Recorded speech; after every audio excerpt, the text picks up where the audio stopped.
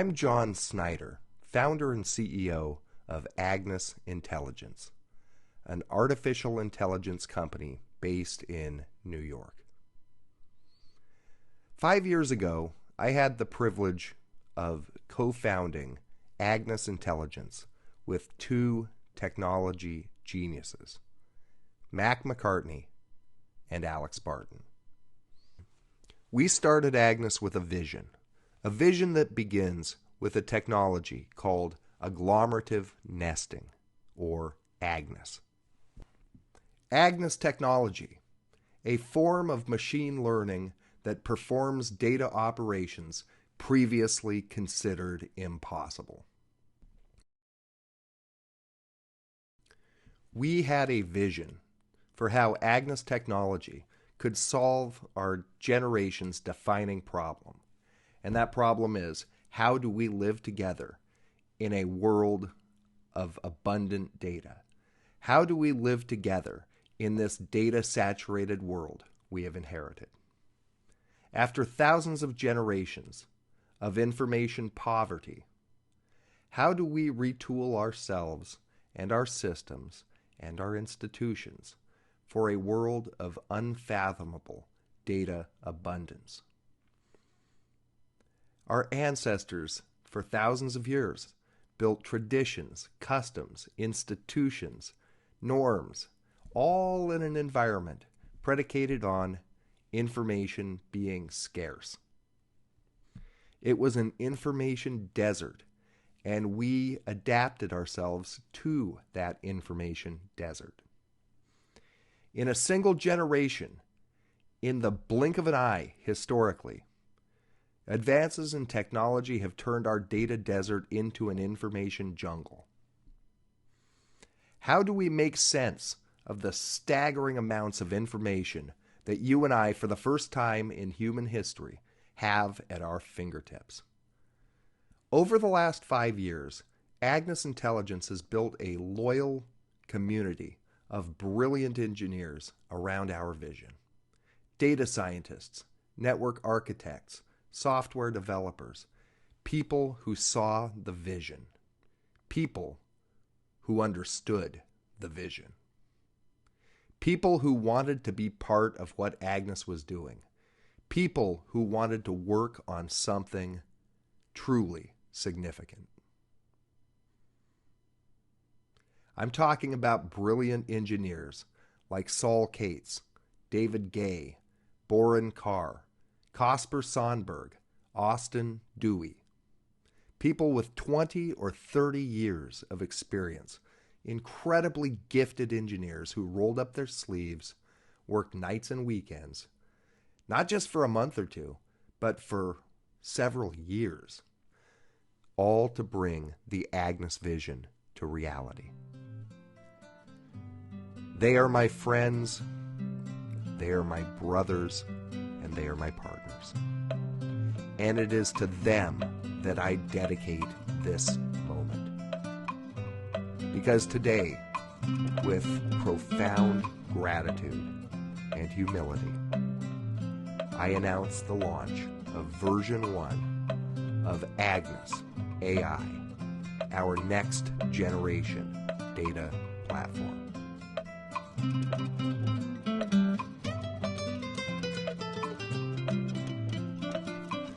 AGNES AI, the next generation unsupervised machine learning data platform, empowering you to search, review, and make sense of unstructured data in real time and at hyperscale.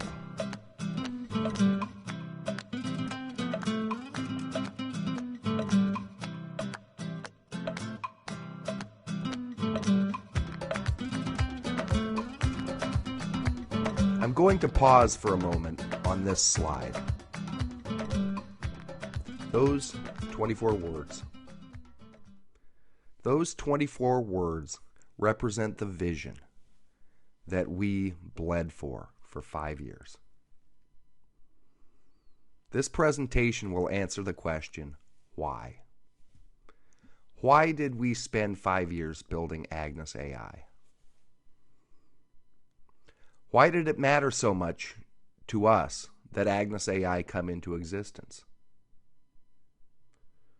Why did we keep going when everyone told us we were delusional?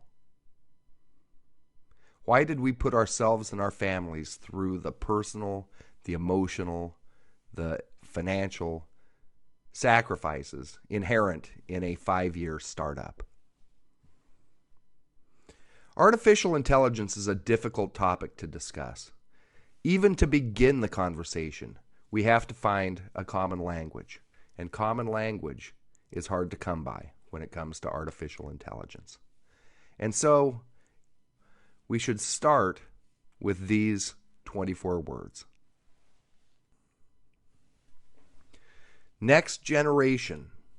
I will explain the exact technical problem that AGNES solves and why it is such a breakthrough. You're going to see I am not here to bullshit anyone or to peddle hyperbole. If I say something is next generation, I will show you exactly why I say that. Unsupervised machine learning. There are two types of machine learning, supervised and unsupervised. AGNES is unsupervised machine learning. I will explain why that is so important. It's a data platform. AGNES AI is a fully automated end-to-end data platform. It is a complete solution. I will walk you through the schematic. Empowering you. We built AGNES AI to give everyone the ability to analyze and make sense of vast amounts of data. The power to search is the power to think. AGNES is about empowering the individual to seek and find truth, because truth will set you free. We search, review, and make sense of unstructured data. There's two kinds of data, structured data and unstructured data. Structured data is data that fits nicely into an Excel spreadsheet. Structured data is easy to work with. What is unstructured data? Everything else. It's your emails, your photos, your PDFs, Word documents, social media data, YouTubes. Unstructured data is 90% of all data. They used to say 80%, now they say 90%. For many of us, it's 100%. Anybody who has worked with unstructured data at large scale understands there's no good way to make sense of it at scale. And that is the problem that AGNES AI solves. Real time. AGNES AI uses unsupervised machine learning, which requires no training, which means it can deploy and deliver value on demand. Our technology can ingest data in real time, supporting many forms of trend analysis within the ingested data. It works at hyperscale. The question for any data system is, can it scale? AGNES technology works by finding hidden connections and patterns within huge amounts of data. The bigger the data corpus, the better AGNES performs in surfacing the unknown unknowns. What problem does AGNES AI solve? Let me illustrate with a specific scenario, and for many of you, this is not a hypothetical. Imagine you were handed a hard drive with 100 million disorganized data files. Emails, PDFs, Word documents, audio-video files, YouTube videos, social media posts, RSS feeds, unstructured data collected from hundreds of devices. You know the data contains critical and time-sensitive information. What you don't know is what it is or what to search for in order to find it. You are told to review the 100 million files and report back on what's important. You have 24 hours. What are you going to do?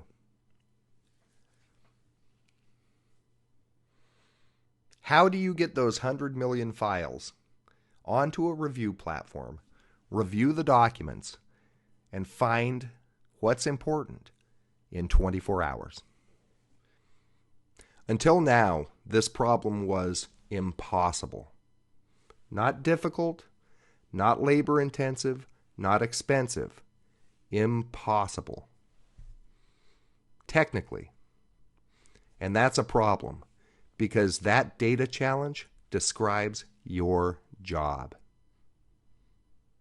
And if it doesn't, there's a good chance that in 2, 3, 5 years, it will. Because whatever your profession, whatever your job, there is a domain of knowledge that you are expected to be the master of. If you're running a congressional investigation, it might be 100 million subpoenaed emails. If you're a hedge fund, it might be every scrap of information about a company, its customers, its suppliers, even its competitors. If you're a Fortune 500, it may be 1 million hours of sales calls. If you're an investigative journalist, it might be 1 million pages of FOIA documents. Whoever you are, whatever you do, there's a pile of data that you are responsible for knowing about. It's a growing pile of data. It's a pile of data that became unmanageable 5 years ago. It's a pile of data that has tripled in size since 5 years ago. It's a pile of data that will double in size by 2026.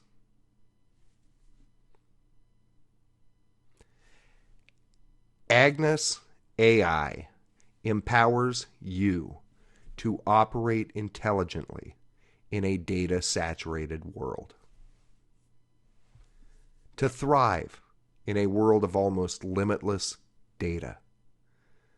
The power to search is the power to think. AGNES AI gives you the power to think for yourself.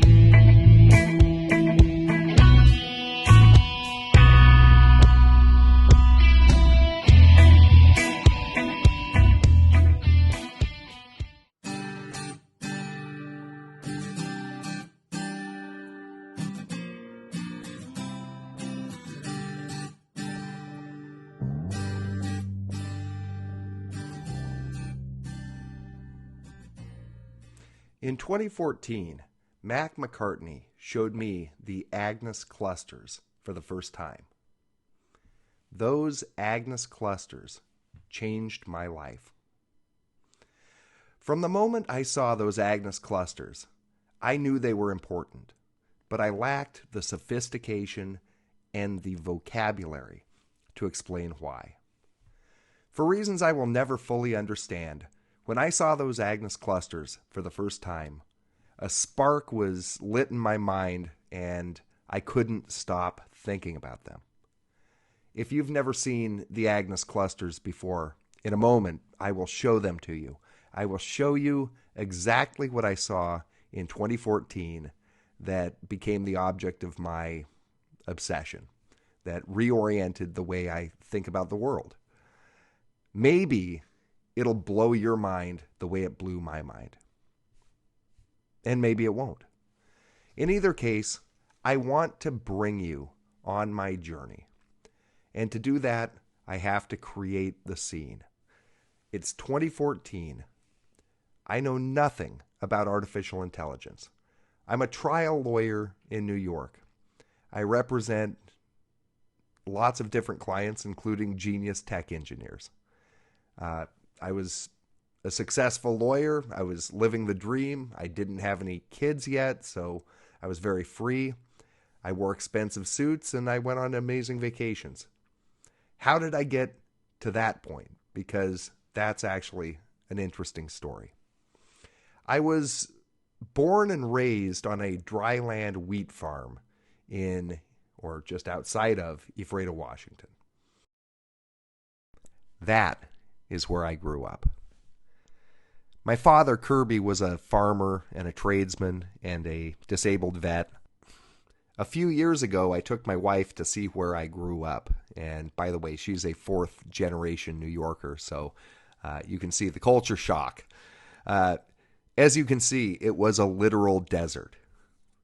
But it was also an information desert. Growing up, we didn't have television. In the 1980s, as a kid living in a rural area, I had access to a set of encyclopedias from the 1960s, a few boxes of books that we picked up at a yard sale. There was a local newspaper, which we received 2 days later in the mail. Most of the information you received was from acquaintances, actually. Before email, we talked on the telephone. But living in rural Washington State, even that was limited because what you had was called a party line. Because it was so rural, back then you had 5 different houses that used the same phone line. So if you picked up, you had to see if someone else was using the line. If we wanted to go into town, there was a small local library with a few thousand books, perhaps. If I was interested in dinosaurs, my mom could take me to the local library. I could check out the 6 books about dinosaurs, and I would then know everything that someone in Ephrata, Washington in the 1980s could plausibly know about dinosaurs. As a teenager, I had some talent as a gymnast and an acrobat, and I joined the Wenatchee Youth Circus, which is a touring circus which has existed for, I think, over 70 years now. I toured the western United States for many very happy summers as a circus performer, a high wire walker. And as you can see, a few years ago, I went back and visited the circus and went back up on the rigging.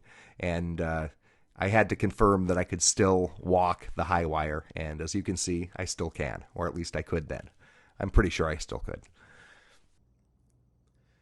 I graduated from Brown University with a degree in history in 1999. Here is the Rockefeller Library where I spent thousands of hours doing research. I was a research assistant for James Patterson, the history professor.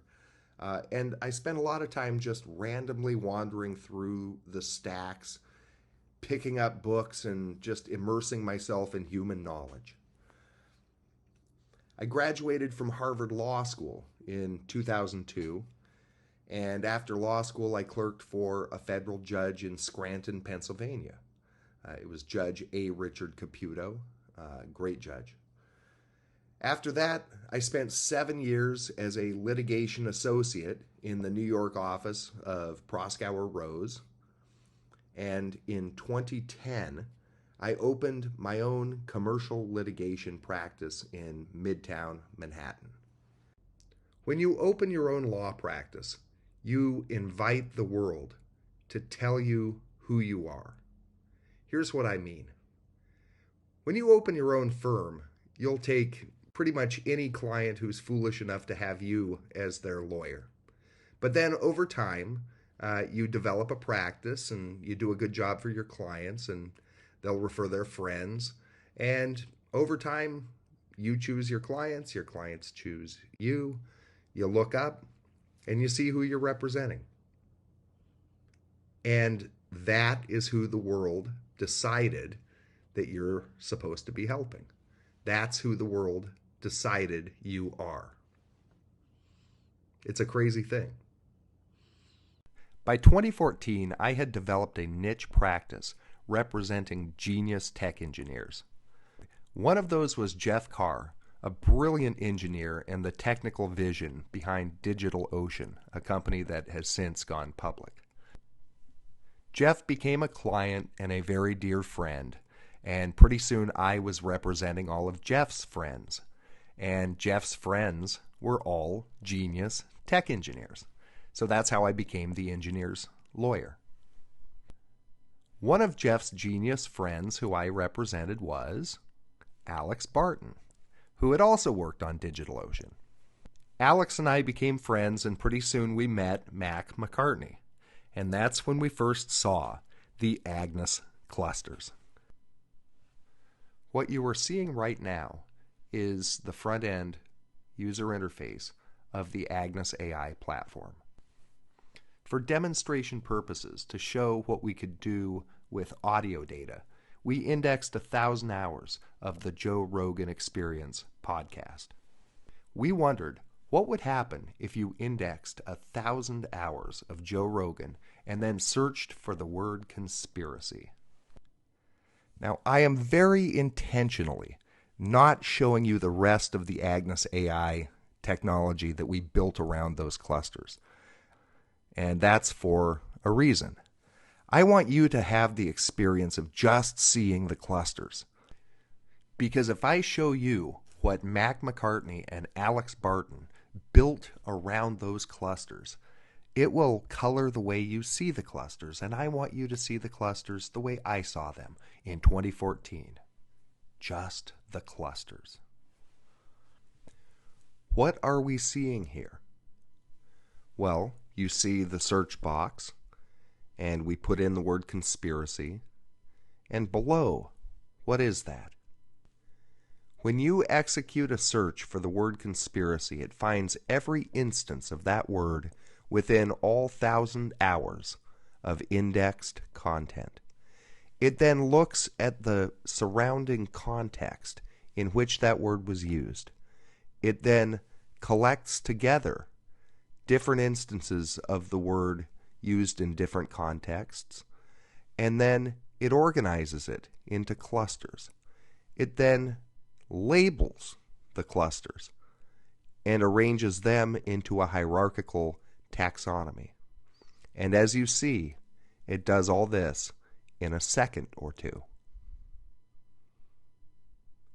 And you can imagine the first time I saw this, I said, my goodness, this thing can just take thousands and thousands or even millions of files, disorganized files, and create an auto-generated table of contents telling you what is in that data.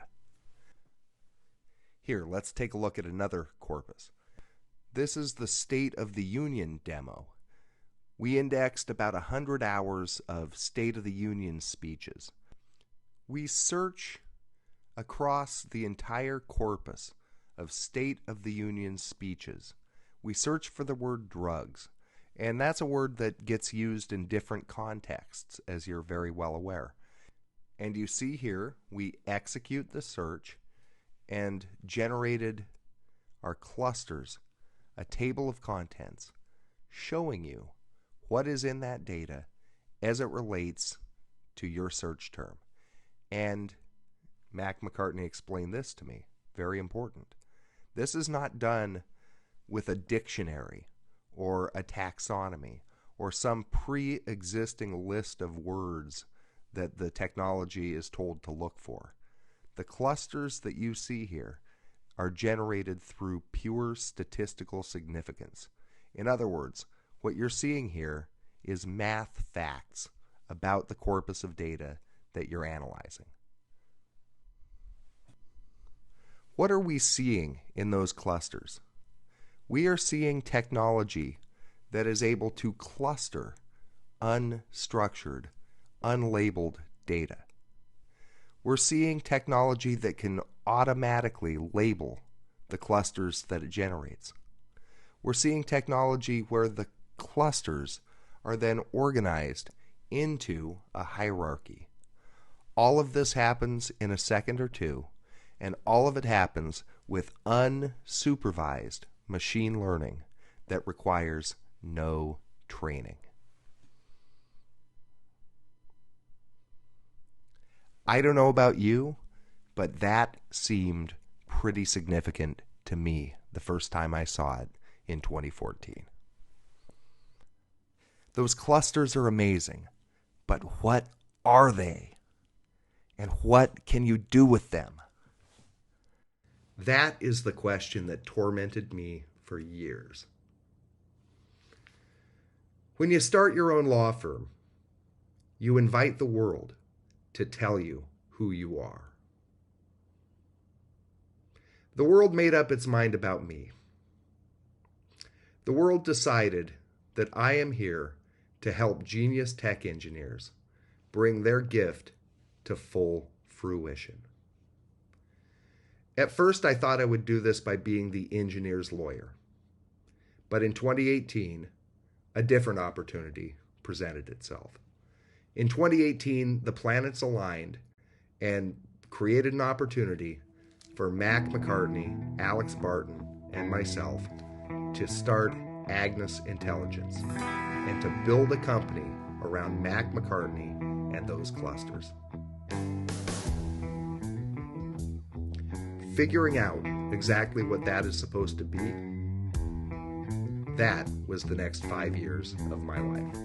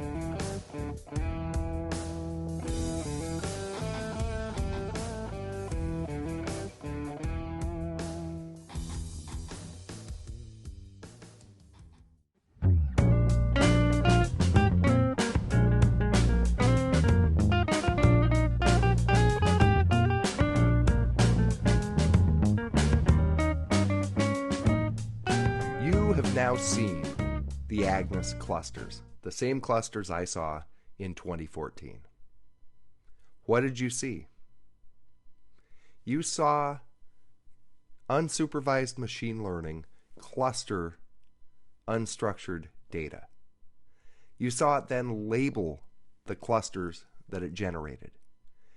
You saw the clusters organized into a hierarchical taxonomy. You saw all of this happen in 1 or 2 seconds. And you saw it happen with technology requiring no training. You saw all that with your own eyes. But what does it mean?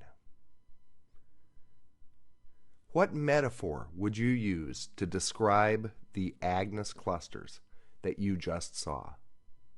Because 5 years in artificial intelligence, 5 years in the AI school of hard knocks has taught me one very important lesson.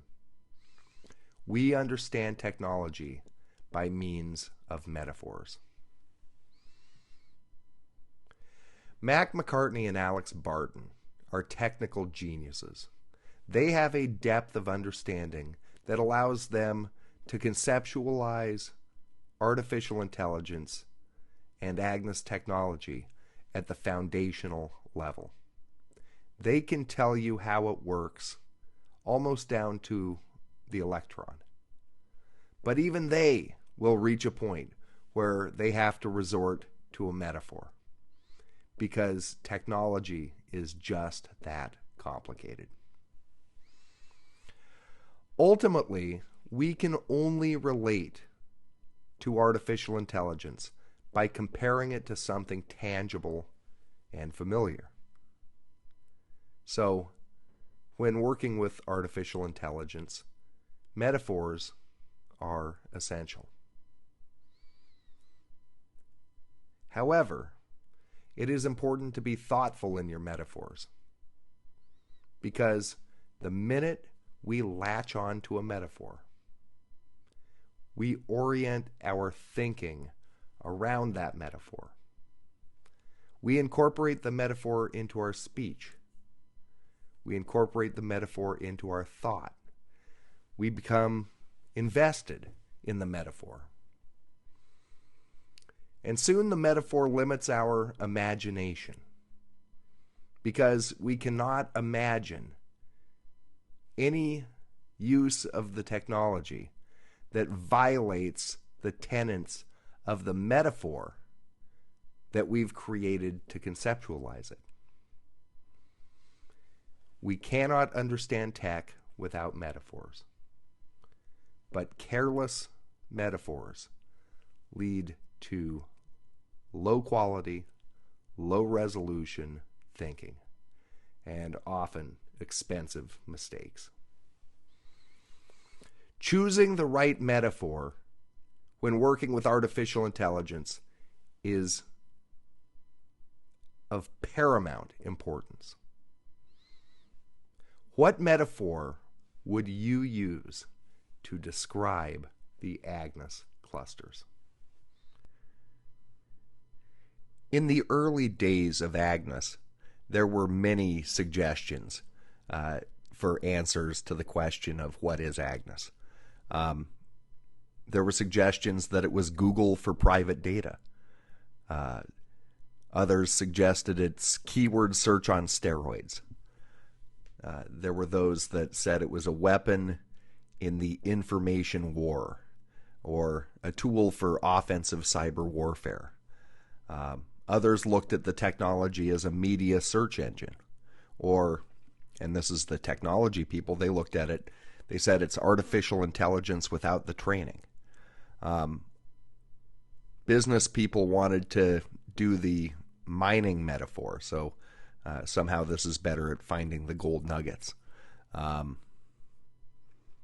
We had reach outs from certain people about using it as a censorship tool, and I sacrificed a great deal of money to make sure that that was not what AGNES was used for.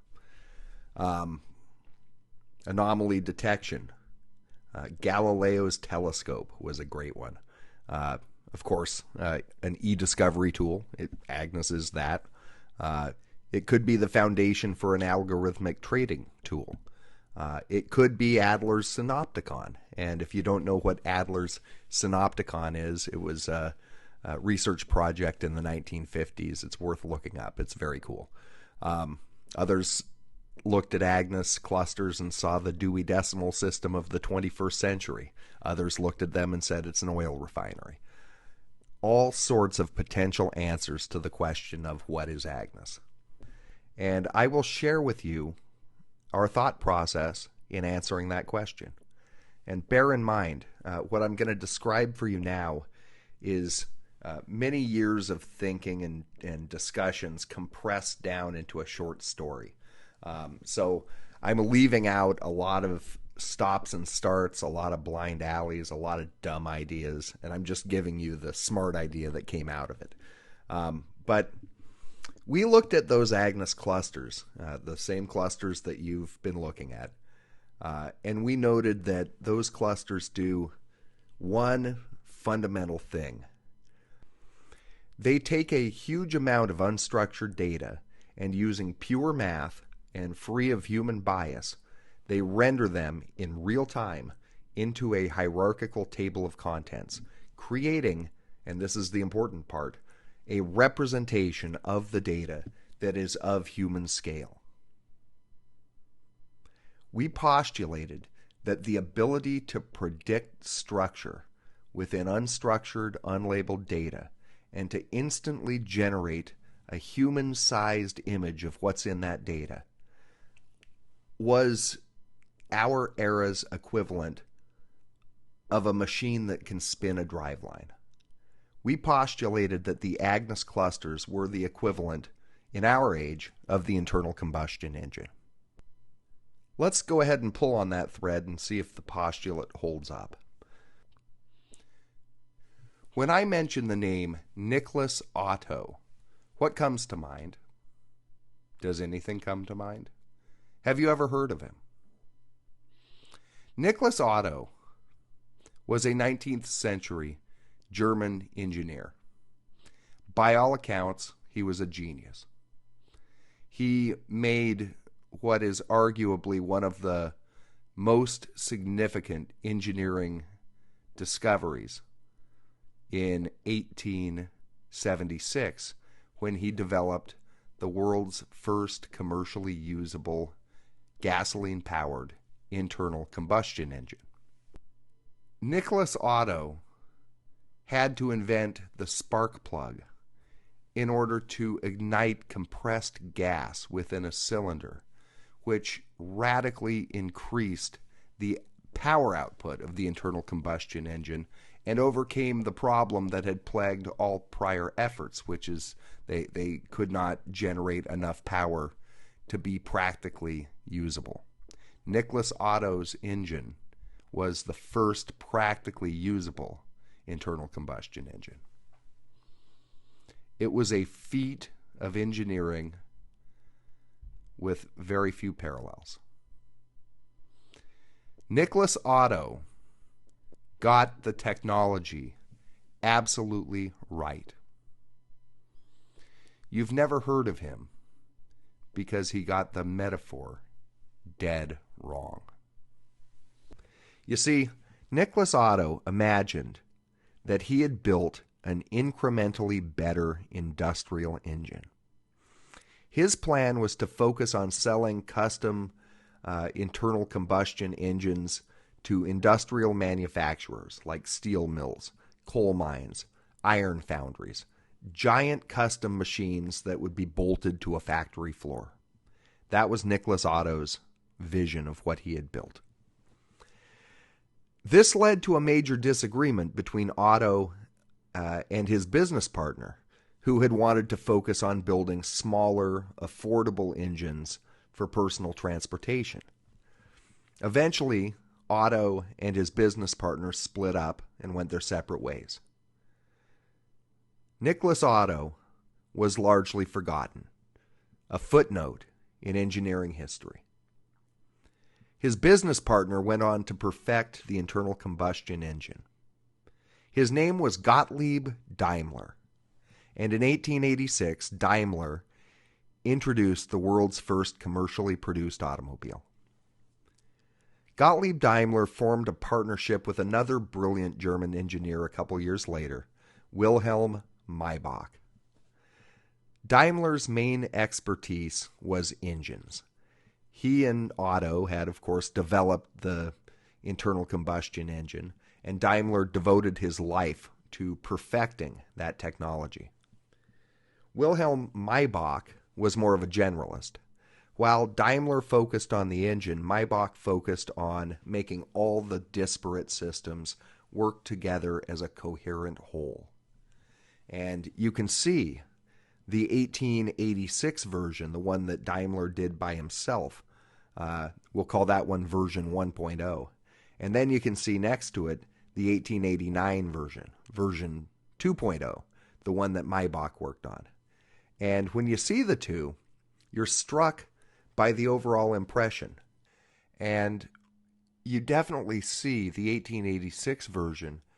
It looks 19th century. It definitely looks like a horse-drawn carriage without the horse. You can see there's a lot of elements that are heavy, that are a holdover from the fact that a few extra pounds on the carriage may not matter if you have two horses carrying it. But it does matter if you have an engine with limited power output. And so you can see from the 1886 to 1889, that puppy is stripped down and there's not an ounce of fat on it. And for that reason, it looks modern. Now, how did this incredibly productive invention come about? And what you see here is you have the right partnership. Daimler and Maybach were exactly the right partners. You had the hardcore specialist who focuses on the engine, and you have the generalist who makes the whole ensemble work together. And they had the right metaphor. They had the right vision that enabled them to invent a new industry at the time when Otto was trying to make an incremental improvement in an existing industry. And because of that, Daimler and Maybach went on to be the fathers of the automotive industry, and today, 140 years, we can still drive cars bearing their names. Now, that story resonated with me, and that metaphor resonated with me, down to the nature of the partnership. You know, we have Mac McCartney, the search engine, the clustering engine maestro. He's Daimler. And then you have the generalist, the one who makes it all come together, the glue guy, Alex Barton. And, you know, you can take the comparison seriously and actually let's look at it even more closely. Because what was the problem of 1889 that Daimler and Maybach were actually trying to solve? Like at the fundamental level, what was their goal? And the answer is they were building a machine that enabled personal transport over long distances on the user's own schedule. In other words, fast, mechanized, on-demand transport, whenever and wherever you want. Because what was the prior art? Trains and horses. And what was the problem? Well, trains go very far and they go very fast, but they only go between stations. So if you want to go somewhere where there isn't a train station, you're out of luck. Now, horses, they will go anywhere you want, but they don't go very far or very fast. And so the challenge was to take this new phenomenon, oil, this thing that's suddenly bubbling out of the ground, to take that and convert that into autonomous transport. And that required a lot of engineering because that required somebody to learn how to dig an oil well. It required somebody to figure out how to refine crude oil into gasoline. It required the gasoline to make its way into the gas tank, which then powers the engine. The engine then has to deliver power via a platform that we call a chassis. You know, the wheels, the axles, the undercarriage, the steering mechanism, the thing that makes it a car. And as you consider use cases for automobiles, right? If you're standing there in the shoes of Daimler and Maybach and saying, okay, now we have an automobile, okay, what are people going to use it for? And very quickly you discover there's two distinct categories of use cases with the automobile. What are they? Cars and trucks, right? There's the ones that want to carry people and there's the ones that want to carry freight. And so very soon after they invented the automobile, they separated it into cars and trucks. Okay, so we'll pause there. And that was a pretty good account of the automobile and why it was invented. So let's see if it's useful as a metaphor. AGNES AI. We are building a machine that enables an individual to search and review huge amounts of data whenever and wherever the user wants. Prior art. You have Google and keyword search. Google is great for what it is, but they only index a single corpus, a tiny sliver of the open internet. And their business model is to show you ads. So it's like a train. It's great, but it's only useful if you want to go where Google wants to take you. The other option is keyword search. Keyword search is just like traveling by horseback. You can go wherever you want, whenever you want, just not very far and not very fast. Keyword works great if you have 10,000 documents to index and review. But if you have 10 million documents and all you have is keyword search, you're screwed. What is the fundamental problem that AGNES AI is solving? Well, it's that the human brain cannot effectively make sense of millions of data files, any more than the human legs can walk thousands of miles. Just like they turned oil into autonomous transport In other words, that's the ultimate input-output, right? You start with oil, and out the other end you have autonomous transport. AGNES AI turns raw data, okay, that's the input, into autonomous knowledge, the output. We start with raw data. We refine the raw data into enriched data. We index the data. We use the enriched data to fuel the clustering engine. We deliver the output of the clustering engine via the API.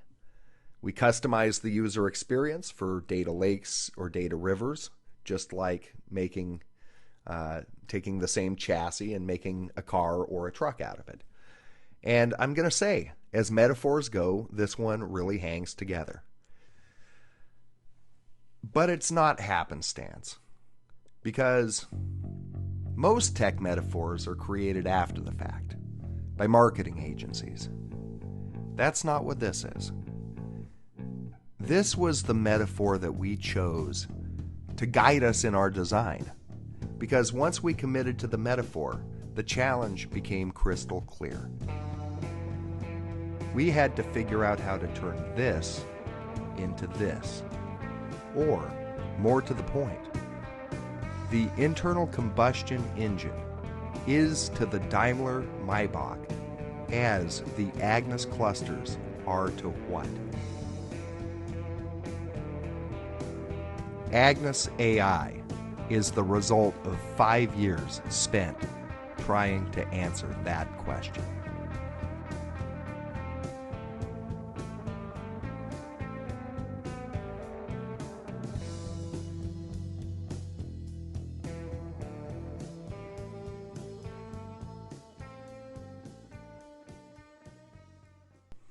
And so, now, let me show you the schematic of our design. You'll appreciate this is an extremely high-level schematic. However, it will give you a sense of what AGNES AI is and the full scope of what we've built. Now, there are two sides to the AGNES AI technology. You can think of it as being left of the index and right of the index. You can think of it being back of the house and front of the house. Essentially, there's a system for getting the data into the index. That's what you see here on this first page. And then there's tools for analyzing the data once it's in the index. Okay, so that's what we call to the right of the index, or you could call it front of the house. Right? You have to have both capabilities. And so here's a very high-level walkthrough of the technology. Now, we start, of course, with the raw data. And this is data that could be anywhere. It could be data from the open internet. It could be data from the customer's servers. It could be e-discovery coming in for a lawsuit. It could be news feeds. Whatever it is, we have a system that we refer to as the connector framework. It's actually several dozen different tools that are bundled together and automated. And the purpose of the connector framework is to be able to connect AGNES AI to any of the big common data hosts, such as Google, Microsoft Exchange, Dropbox. Wherever your data resides, AGNES knows how to connect to that data source and very, very efficiently pull that data into the AGNES AI environment. Okay, so the next step. Once the data is ingested into the AGNES environment, we then automatically run each data file through our automated content pipeline. This includes putting each file through our content processor, which looks at every individual file coming in, determines whether it's irregular or corrupted. It'll repair the file if needed.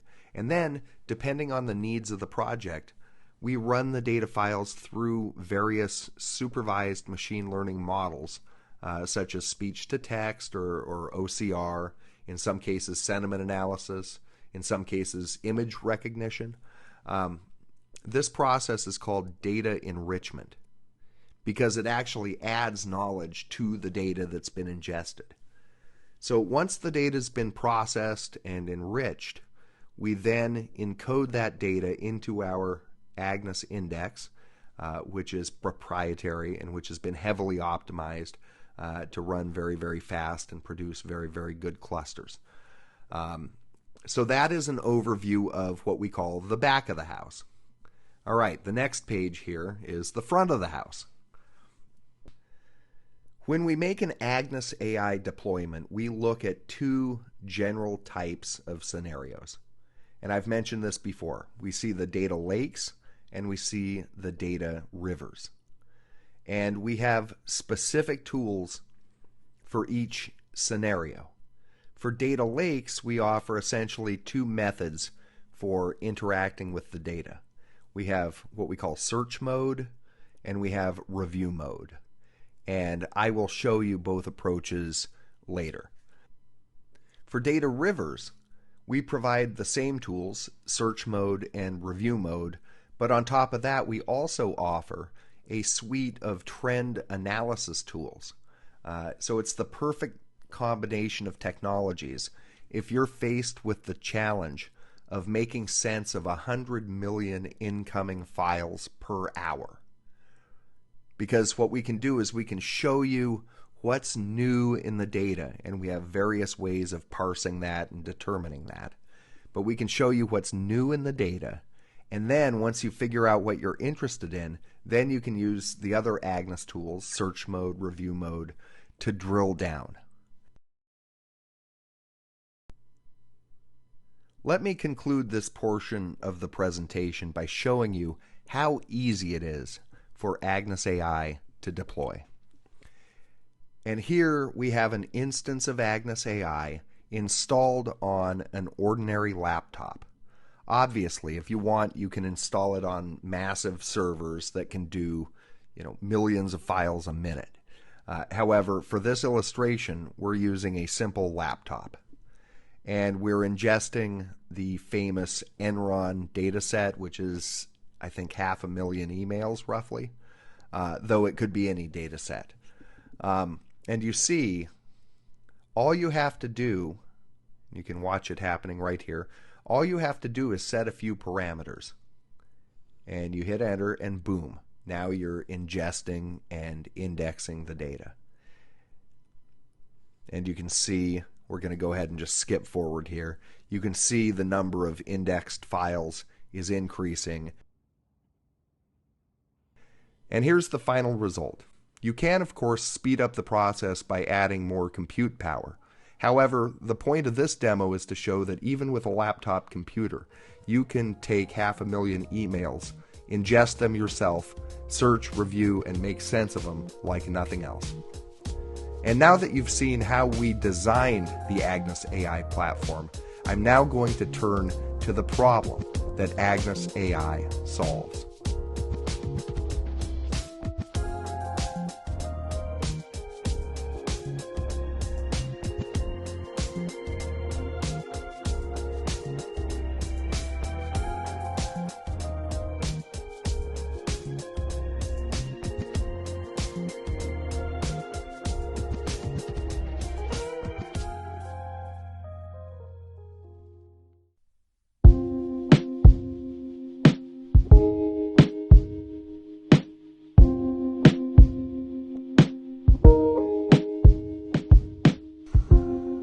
For 1,000 generations, humans lived in a data desert.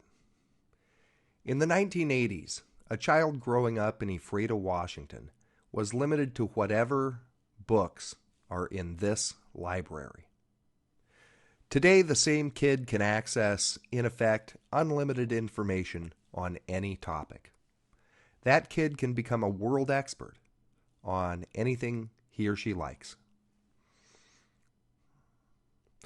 The Gutenberg press increased printing efficiency by 100 times versus hand copying. Just 77 years after the initial prototype of the Gutenberg press, Martin Luther nailed his 95 Theses to the door of the Castle Church in Wittenberg, Germany, triggering the Protestant reformation, and becoming the first person in world history to go viral. What we have experienced in one generation is the Gutenberg press times 1,000 squared. I say times 1,000 because it took us 450 years for the printing press to create enough information to finally overwhelm our ability to keep track of it. The internet did that 1,000 times over in a generation. I say squared because we're not simply talking about an increase in the availability of books. We're not even talking about an increase in the availability of the written word. We're talking about a complete change in the way discourse is conducted. In half a generation, the spoken word has become more powerful than the written word. Take this presentation as an example. 20 years ago, this presentation would have been a white paper. I decided to make a YouTube video because I thought it would be easier for my message to reach more people in a spoken word format. Also, I'm a trial lawyer, and I understand the importance of sort of personal characteristics in communication. And so I wanted not just to put words on a page, but I wanted the viewer to have the opportunity to hear me actually talk about the topic. And so, to my mind, YouTube is a far superior medium than a white paper to communicate the ideas that I'm trying to communicate here. So not only do we have a massive surge in the availability of data, but we've seen a wholesale change in the forms that communication now takes. I mean, think about it.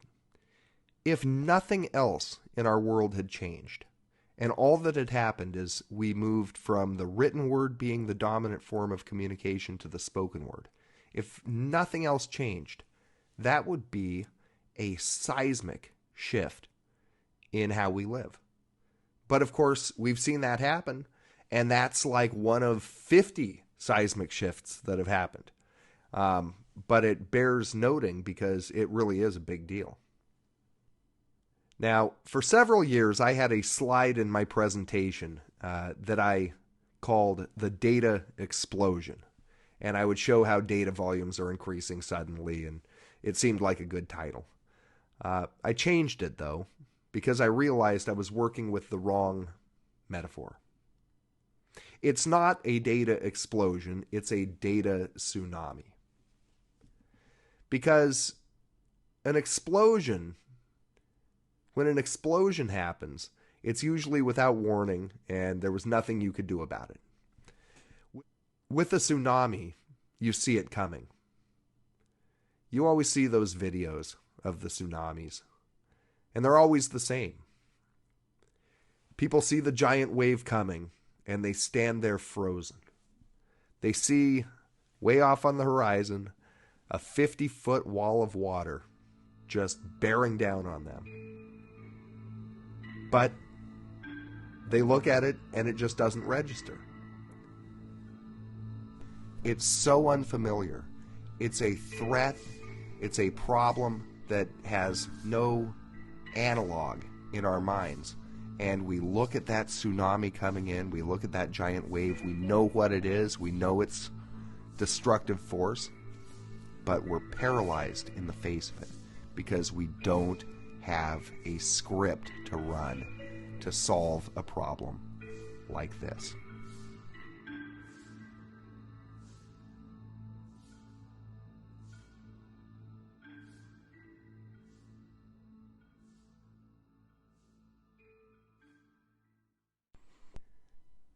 This is the history of human civilization on one slide.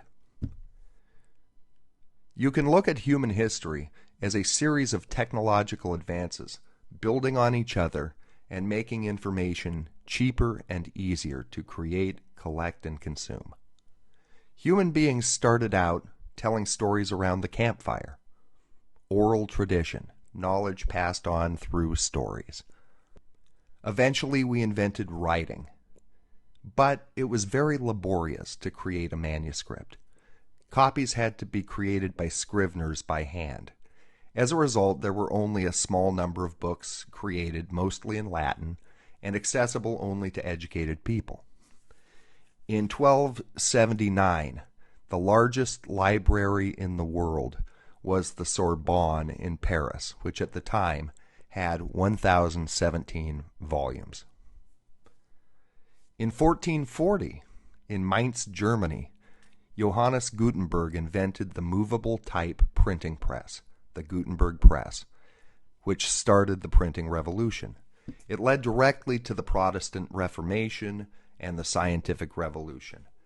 However, if you look at it from the standpoint of how much information do we have available to us, it actually took over 400 years for printing to advance to a point where we actually had access to more information than we as humans could keep track of.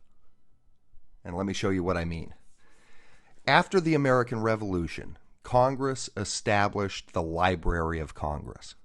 And the purpose of the Library of Congress was to be the repository of all human information that a legislature could want to consult in its duties, which essentially means everything. So you might ask yourself, how big was the accumulated corpus of human knowledge in the early 19th century? And we know the answer because in 1814, the British burned down the Capitol, including the Library of Congress. And how many books were lost? About 3,000. Eventually, the Library of Congress had to reboot. The U.S. government purchased Thomas Jefferson, this is an interesting story, purchased Thomas Jefferson's personal library for $24,000 in 1815. And at the time, Jefferson's library was said to be the largest personal library in the world, which he had collected when he was minister to France. And Thomas Jefferson's library, which the government purchased, was 6,400 volumes. So that is the corpus of human knowledge as of that point in our history. Then came the Industrial Revolution, which greatly increased the efficiency with which the inputs for printing were created. It became cheaper to make paper. Transporting printed material became much cheaper. And as a result, by 1876, what had been 3,000 books in 1814, now the Library of Congress had over 400,000 books. And by 1901, the Library of Congress had over 1 million books.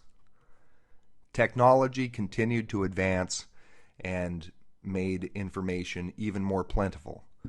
In the 20th century, we had the telegraph, we had various types of copying devices, which led to the invention of the copy machine in 1938. All of this resulted in more and more information being created, collected, consumed, stored. And then we get to the 1960s, and we have mainframes. Now suddenly everything's electronic. You don't need paper. Web 1.0 started in the early 1990s. That was the early web. That was email. Data volumes increased massively.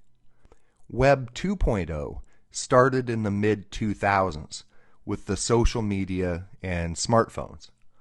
Here, everyone became a publisher. And as I mentioned, the spoken word became more powerful than the written word. Web 3.0 is already underway. ChatGPT is definitely part of Web 3.0. It's going to make content creation ridiculously easy, and it's going to very foreseeably lead to a great proliferation of content. Whatever else is going to happen, we can see that tsunami wave coming 10 miles away. So there you have it. That's the story. That's the story we always tell. You've heard that story a million times before.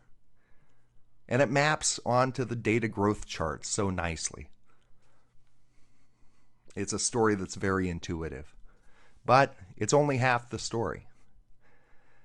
And now I'm going to retell the story, but I'm going to tell it from a different perspective, because the human brain evolved to be good at analyzing small amounts of information.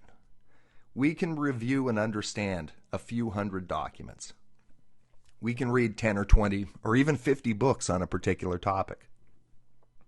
We can listen to 10 or 20 or 30 different lectures on a topic and internalize the information. That is the scale of information that humans are capable of handling. And for 99% of human history, the average person lived in an information desert.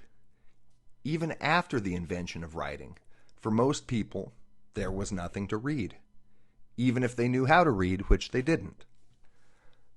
And even when the Gutenberg press started to make knowledge more broadly available, it was very slow. As I mentioned, the Library of Congress was only 3,000 books in 1814. But then it goes to 1 million books. And suddenly, for the first time in human history, we have access to more information than we can keep track of. Starting in the 1870s, we saw the emergence of a new discipline, something called library science. In 1876, which happens to be the same year that Otto invented the internal combustion engine, in 1876, Melville Dewey introduced the Dewey Decimal System, a response to the fact that libraries at this point had to organize now hundreds of thousands of books, as opposed to hundreds or maybe a few thousand. Even today, 200,000 small libraries across America still use the Dewey Decimal System. You probably grew up using the Dewey Decimal System. By 1901, the Library of Congress surpassed 1 million books, and it was then that they invented the LCC system, or the Library of Congress Classification System, which is used by just about every research library today. So you see the push and pull of technology. Technology makes it cheaper and easier to collect, create, and consume information. The amount of available information increases. Now there's more information that we can make sense of. So we have to create technologies to increase the human ability to make sense of data at larger scale. And so we go from 3,000 books to 1 million books, and we have to invent the Dewey Decimal System. And then we have the 20th century. All these technical advances, all leading up to Web 1.0 in the 1990s. And during that time, the amount of information being produced is beginning to swamp our ability to make sense of it. Now, the next big advance in the ability to interpret data came in the 1990s, after information became electronic. And therefore, you could then do keyword search. And so we saw the emergence of the modern keyword search algorithm. You can sort results by metadata field, like date and to and from. And then in the case of the open internet, it became too big for keyword search because, as you know, keyword search does not scale, and if you have 50,000 results, it's more or less worthless. So Google invented a technology called PageRank, which used link analysis based on social data available for the open internet. And what they did was estimate the relative importance of search results so that they could give users the best results on the first page of 10 results. And that was a significant step forward in terms of searching the small segment of the open internet that Google actually indexes. But that's where technology stopped.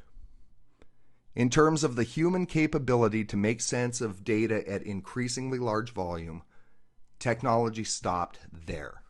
And that is the story of our time. That is the problem of our time. Because with Web 2.0 and now with Web 3.0, data volumes are growing exponentially. We have a large and growing gulf between the amount of information that we're expected to make sense of and the capability of our existing tools and techniques to make sense of that information.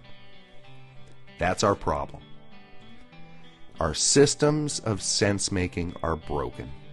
They broke under the strain of excessive data volumes.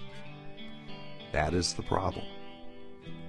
And this is where AGNES AI fits in. Technologies like ChatGPT are going to make the creation of content ridiculously easy. In this respect, AGNES AI is the counterpart to ChatGPT. It's the yin to ChatGPT's yang. AGNES AI raises the human ability to make sense of information at hyperscale. AGNES AI is the foundational technology for new systems of interpreting the world. And that is what I will discuss next. How specifically AGNES AI is revolutionizing our sense-making capabilities.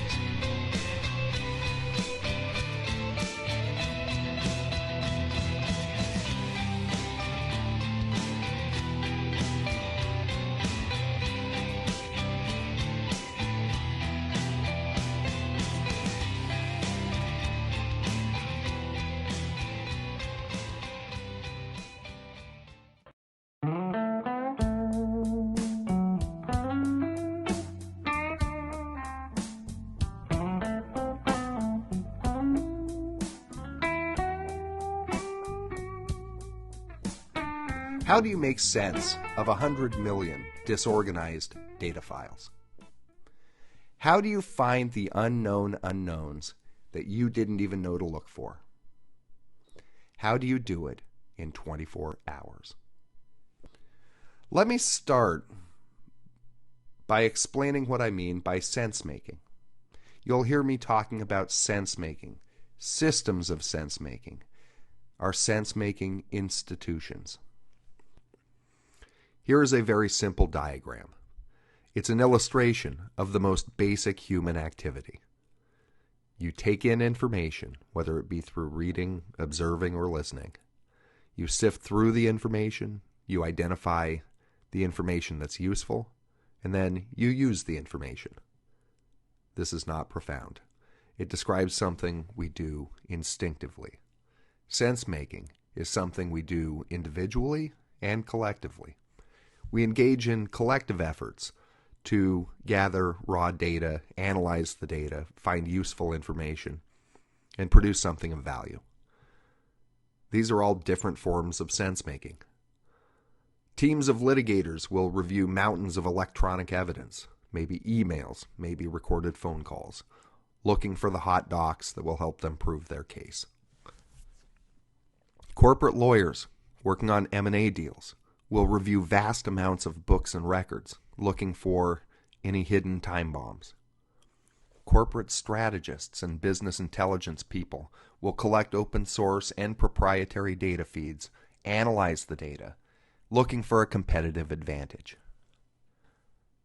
University professors get access to archives of research data. They will organize teams of research assistants to find things of interest and eventually publish their findings in a scholarly journal. If you're running a congressional investigation, you're going to collect millions of emails and text messages and audio files. You're going to have to review those and eventually produce a report. Similarly, if you're an investigative journalist, you collect massive amounts of information from sources which you have to organize into a story. Hedge funds collect every available piece of open source information on a company or an industry, and they have a team of research analysts study the data, looking for an investment thesis or some inefficiency that will enable them to make profitable trades.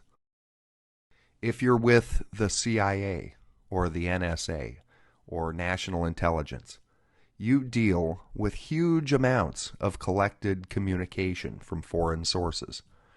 There's teams of analysts who sift through these communications, trying to figure out what the bad guys are up to in time to stop it. These are all examples of sense-making. The details may differ, but they're all engaged in sense making. They're all doing fundamentally the same job. And so the question is, how has this job changed in the last 20 or 30 years? How has this picture changed in our generation? And of course, you know the answer to that question. This part right here, the data that we have to review in our generation, that has gotten 100 times bigger, and then 1,000 times bigger, and 10,000 times bigger. Now, what happens to any machine when you make the input 100 times bigger? If you have a pickup truck that can carry 1,000 pounds, what happens if you load 100,000 pounds onto it? Well, you know the answer. It breaks. And that's what's happening to our sense-making systems. We're trying to analyze huge volumes of data using a set of tools that were designed for small volumes of data. And these systems are breaking under the weight of increased data volumes. Our collective inability to make sense of unstructured data at hyperscale is causing our vital sense-making institutions to fail across the board. Does anybody doubt that is true? I'll give you an example from my own world, civil litigation. Our Federal Rules of Civil Procedure, Rule 1, say that our court system is supposed to provide speedy, inexpensive justice in all disputes. We haven't been able to do that in decades. I don't think there's a single judge on the bench that would even claim that we do. And it's not because we don't want to. It's because the court systems don't know how to deal with the data tsunami. And as a result, the system is not working as well as it should. And in this spirit, I want to talk about David T. Moore and his book, Sensemaking, A Structure for an Intelligence Revolution, which remains one of the most influential works regarding the process of intelligence and the creation of intelligence. Here is the passage from Mr. Moore's book, and I quote, "We need to reframe the way in which intelligence is created. Such a reconceptualization involves critically examining what intelligence practitioners actually do and why. The examination demands methodological rigor, with particular attention to how we might ensure the validity of our approach to the work of intelligence. If the examination indicates that the existing paradigm for intelligence creation is inadequate, then a revolutionary shift in IC habits will be justified. Despite the existence of legislative mandates for change, the intelligence creation process remains largely a product of Cold War-era institutions and thinking, using the same cognitive frameworks that have been employed for decades. Some argue what worked in the past is still appropriate. However, as numerous executive and legislative reports confirm, intelligence targets have in fact evolved. Adversaries' goals have changed and their methods have evolved, even if the threats they pose seem very familiar. In sum, the old national intelligence paradigm is woefully out of date. Now let me ask this question to my dear viewers. If all of our systems of sense-making are breaking down for the same blindingly obvious reason, our inability to make sense of unstructured data at hyperscale, if that's the case, shouldn't our number one focus be understanding, as a scientific matter, as an empirical matter, what is the most efficient, most effective way for humans to make sense of a giant pile of unstructured data? Isn't that the fundamental task that we need to get good at? Earlier in this presentation, I showed you this slide. There's two main kinds of machine learning, supervised and unsupervised. This is a good summary of the technical differences, but it doesn't really get to the heart of things, because it doesn't capture, in my opinion, the biggest difference between supervised and unsupervised machine learning, which has to do with the nature of the questions that they're capable of answering. And I'll tell you what I mean. And to do that, let me refer to this flowchart. It's a machine learning algorithm flowchart published by the Data Incubator. It's a great resource. It'll show you which algorithms are good for what purposes. Very, very useful. And by the way, we will come back to this later as well. But for the moment, you can see there's 4 major kinds of machine learning. There's regression, there is classification, there's dimensionality reduction, and there's clustering. And of course, AGNES, agglomerative nesting, is a form of clustering. Regression is when you give the machine learning a ton of historical data, often pricing data, and it tries to predict future outputs, often prices. You get a lot of algorithmic trading companies using this. Classification. Classification is when you feed the machine learning a bunch of examples of something and send it to find more. Okay? Or look at incoming files and put it into the right box. A spam filter is your prototypical example of a classification engine. You have dimensionality reduction, which is basically figure out which variables don't matter. There's different ways that they do this. They do it with and without labeled data. It's kind of its own world, so I'm going to just leave that to the side and move on to the 4th category of machine learning, which is clustering. And of course, clustering works by grouping similar data points into clusters based on feature similarity. And this is done without the need for labeled data, and the goal of clustering is to discover the underlying structure and relationships and patterns within that data. So why do I say this? Why is this interesting? Because if somebody asks you, what's the biggest difference between supervised and unsupervised machine learning? You could say supervised machine learning requires training and unsupervised machine learning doesn't require training, and that would be true. You could say that supervised machine learning requires labeled data, which often doesn't exist, and that would be true. You could point out that unsupervised machine learning doesn't require labeled data, and that would be true. You could say any of those things, and it would be true, but it doesn't get to the heart of things, as I see it. Supervised machine learning is good for solving closed-ended questions, questions where there's a clear answer. Unsupervised machine learning is totally different. AGNES technology, unsupervised machine learning, enables you to find the unknown unknowns, to ask the fundamental question, what is it that I should be focusing on that I don't know about? What questions should I be asking?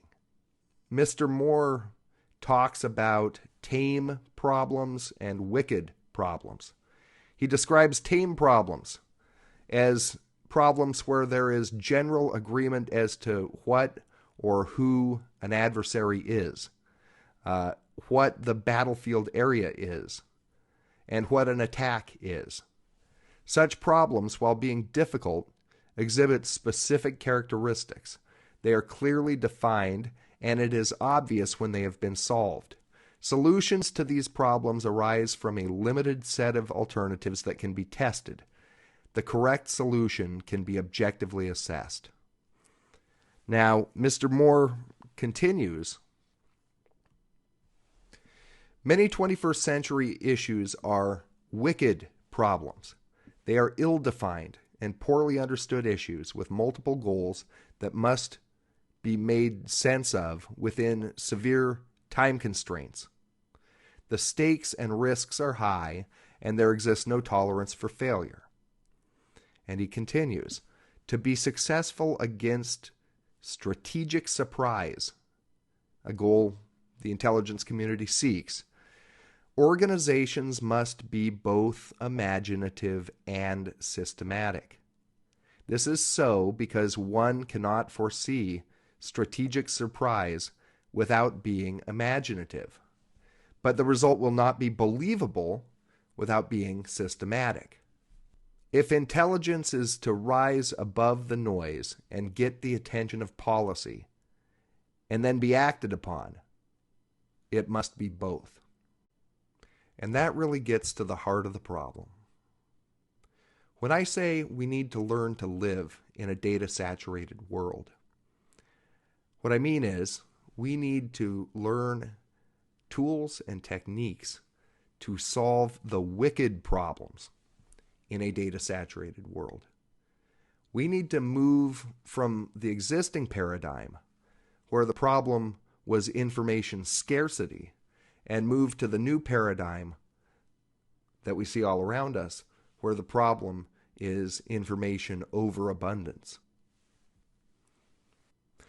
Supervised machine learning solves tame problems. But supervised machine learning requires a human being to train them and decide what question that they will be trained to solve. And that raises the question, how does the human being know what question to train the machine learning to solve? And the answer to that fundamental problem must begin foundationally with unsupervised machine learning.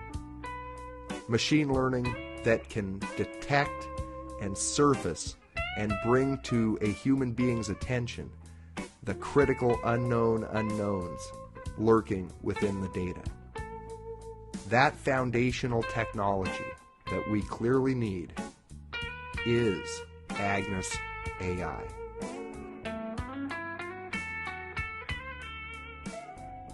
Has anybody ever brought you in and said, Peter, can you give us an assessment of what we're really dealing with? I'm happy to say that I am doing some work with the Defense Department. I can't talk about the details, obviously, but I think it's good to give credit where it's due. One of the many, many things about the war on terror that reshaped the U.S. government is that we focus all of our intelligence apparatus on supporting the troops, which is reasonable.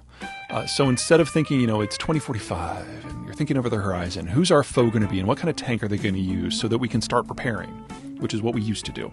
It instead became, there's someone on the other side of this door and the third floor of this building at the edge of town in Fallujah. What side of the door the hinges are, because we need to know if we need to blow it off the hinges or kick it in.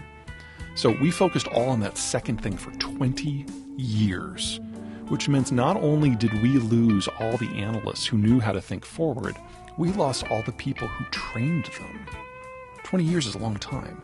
So even if everyone in DoD or the intelligence community disagrees with everything I have to say, and I have some friends, I have some colleagues, I have some non-friends who listen, the fact that they're trying to rebuild that capacity is a really good sign. And the fact that they started rebuilding that capacity so soon after the war on terror ended means that they recognize the hole in the system. This is a good sign.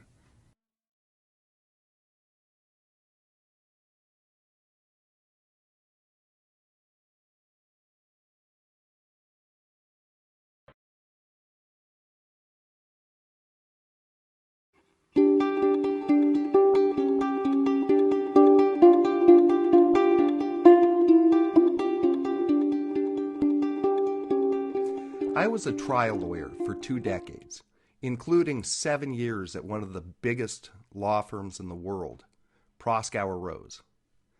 I've worked on some of the biggest lawsuits and personally managed major document review projects. So I have personal knowledge of what I'm about to discuss. I will explain how document review is done at different scales, from 100 documents all the way up to 100 million documents. And we're going to talk about why finding the unknown unknowns within a data corpus of over 100,000 documents is virtually impossible. We're going to talk about Brooks's Law and how Brooks's law bears upon that issue. And we're going to talk about the tough luck data problem, the data problem that has been roadblocking our progress toward sense-making for 30 years. And we're going to talk about how AGNES AI solves that problem. Imagine I were to hand you a banker's box with 100 paper printed out documents. Letters, emails, reports, invoices, ordinary business documents, they're all printed out on paper. Okay, and the documents are all related to some dispute, some business issue. It doesn't matter what. You need to go through them and figure out what happened. Okay? How do you go about doing that? Well, that's pretty easy. You get a highlighter, you get some sticky notes, you get a legal pad, take notes, you read through the documents. Maybe you read through and you read something that you remember from a document that you reviewed earlier. You go back to the other document and try to make connections. You divide the documents up into piles by theme or by event. Everybody's done this. When you're investigating a case, you never know what small detail is going to lead to a major discovery. I was once tangentially involved in a case involving a hedge fund. And it was some sort of litigation involving a hedge fund where we were reviewing the emails and we noticed that there were a lot of odd references to Skittles. And somebody noticed this, and eventually somebody thought to ask, why is everybody talking about Skittles? Hey, can you bring the Skittles? Did the new Skittles come in? You know where I'm going, right? Eventually somebody thought to ask, why are these bankers so interested in Skittles?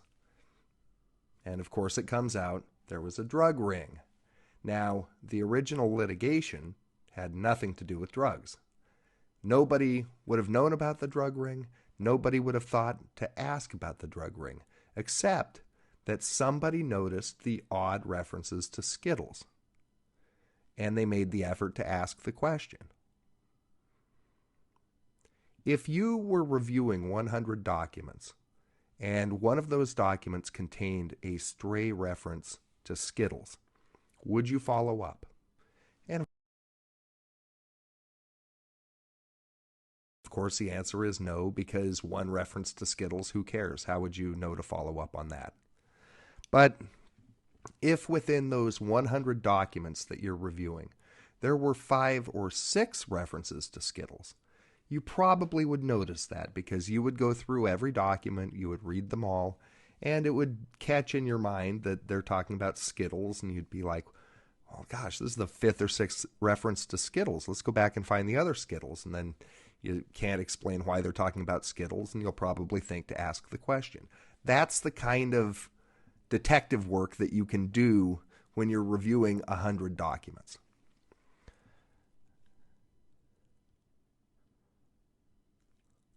Now, how long should it take to review 100 paper documents? And that's a hard question to ask, but let's say you spend 5 minutes reading each document. That would be 500 minutes, so let's round that up to 10 hours. Okay, and let's say you're going to want to write a memo about your review, so let's say you spend 5 hours on that. So maybe it's a 15, maybe 20-hour job all in to review 100 documents. Now, and by the way, I'm saying you spend 5 minutes per document. I don't mean you're sitting there literally staring at each and every document for 5 minutes. What I mean is you're going to look at a document, you're going to see something in a document that triggers a thought and causes you to want to go look at a different document, and that whole process. So I'm saying that it averages out to about 5 minutes per document. Okay, let's make the process 10 times bigger. Now you have 1,000 documents to review. You can still do this review process by yourself. However, you probably can't print out the documents. You're going to want a light-duty review platform that you can do keyword searches and tagging. and some metadata filtering. And you can't spend 5 minutes per document, because that works out to about 2 solid weeks of just reviewing documents. And that's too much time to spend. So you're likely to need to review at a faster pace. With 1,000 documents, you can probably still look at every document, but you're not going to read them with the level of attention that you did when you had 100 documents. If there are 5 emails within that 1,000 email corpus containing references to Skittles, will you notice? Maybe. Because you're going to be moving faster. You're not going to be reviewing the 1,000 emails with the same level of attention that you did the 100 emails, just a function of time. Now, let's make the project 10 times bigger once again. Let's make it 10,000 documents. At this point, you cannot feasibly do a document-by-document review of all 10,000 documents all by yourself. You're going to either need to cut the documents down using keywords, or you're going to need to get a team of reviewers to help you review. Okay, and let's look at both options. If you do keyword searches to decide which of those 10,000 documents you're actually going to look at, any document that doesn't have one of those keywords in it is going to be lost. Okay, what's the problem with that? Well, you're not going to know to search for Skittles. And so unless those Skittle documents happen to also have keywords that you know about, and there's no reason to think they would, those Skittle documents will never be reviewed, and you will never figure out the unknown unknown, i.e. the drug ring that is evidenced in the data, but you have to know how to find it, right? So keyword search, the process of using keyword search to narrow down what you're actually going to look at, creates a very significant risk of missing the unknown unknown. Okay, the other alternative is have someone look at every single document, but you're going to need a team of reviewers to do that. So you could take those 10,000 documents, batch them out to 10 reviewers, let 10 reviewers each review 1,000 documents each. Okay, suppose you do that. Are you going to figure out to ask about Skittles? And the answer is no.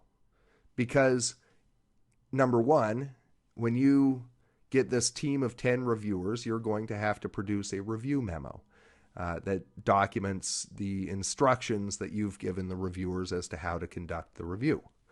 And you are not going to put Skittles into that review memo because you don't know to put it in. And therefore, your reviewers will not be looking for Skittles.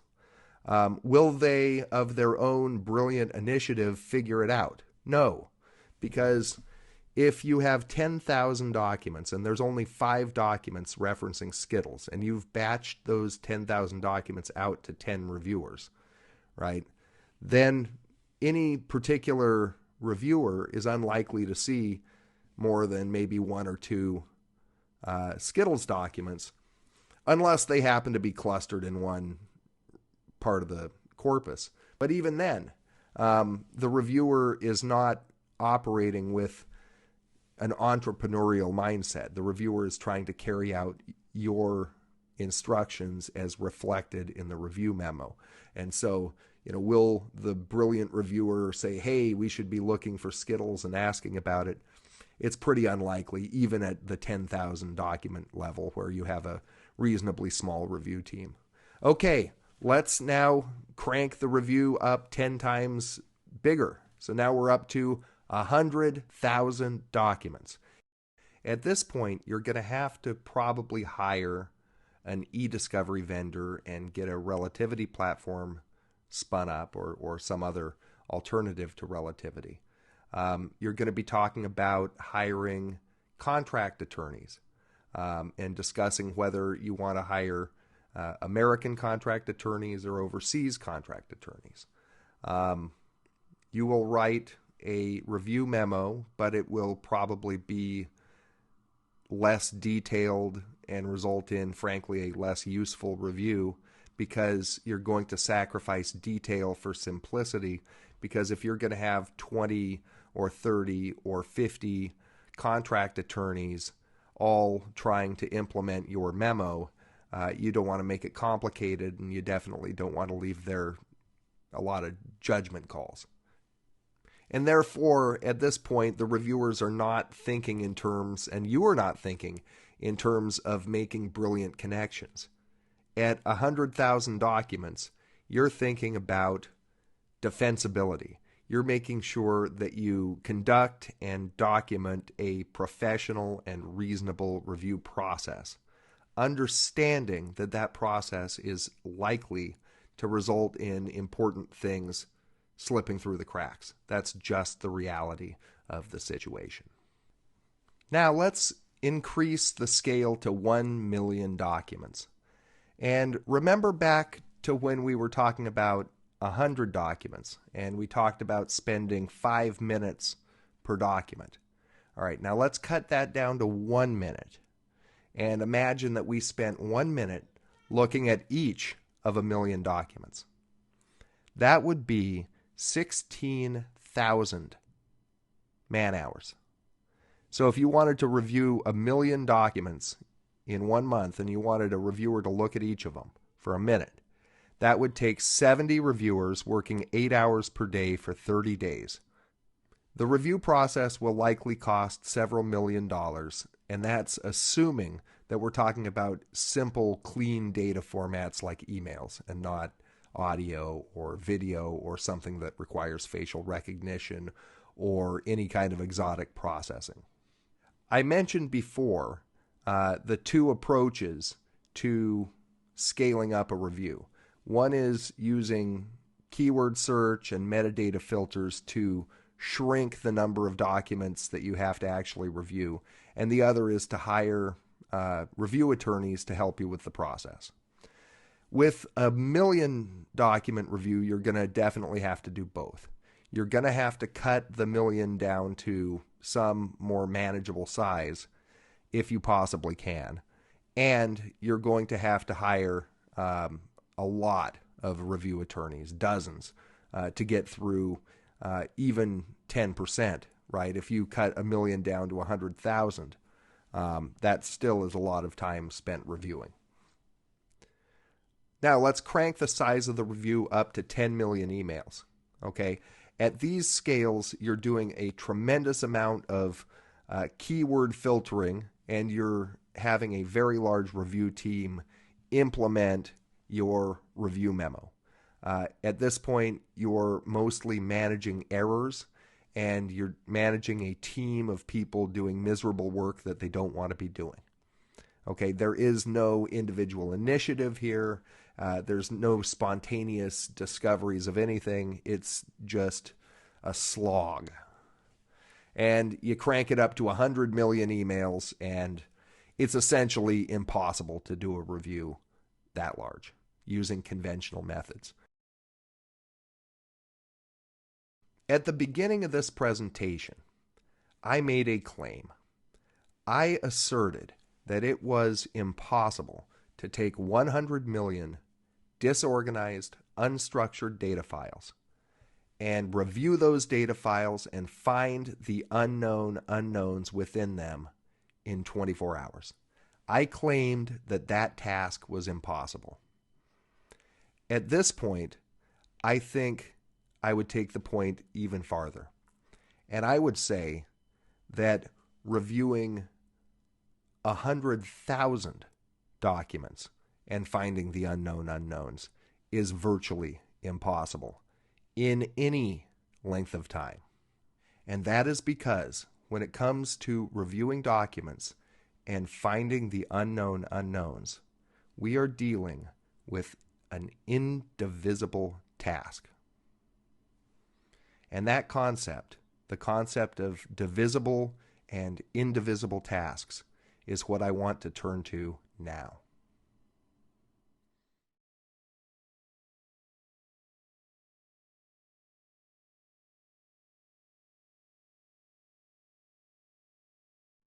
Fred Brooks was an IBM software engineer in the 60s and 70s.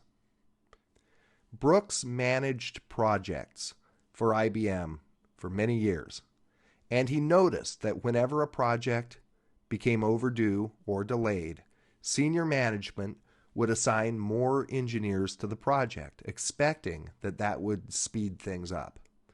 Very often, as Brooks learned, it slowed things down. And that phenomenon was the subject of Brooks's seminal collection of essays published in 1975 entitled The Mythical Man Month. In the Mythical Man Month, Brooks coined what became known as Brooks's Law. When you add more engineers to a software development project, it can make the project take longer to complete. The first reason Brooks identified was learning curve. When you add more engineers to a project, there's always a learning curve, and the more complex the project, the bigger the learning curve. Now, that involves the productive engineers stopping their work to train the new unproductive engineers.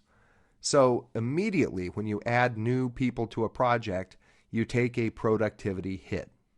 Okay, that always happens. Now, the second reason that Brooks identified that adding more people makes the project take longer, he says, is communications overhead. And as you can see in this slide, as the size of a team grows, the amount of time spent on meetings and communication grows even faster. And that is explained actually by the math, because as you can see, when you have a team of 3 people, there are 3 lines of communication, right? There's 3 conversations that can happen within that team of 3 people. The moment you add a 4th person, there becomes 6 lines of communication.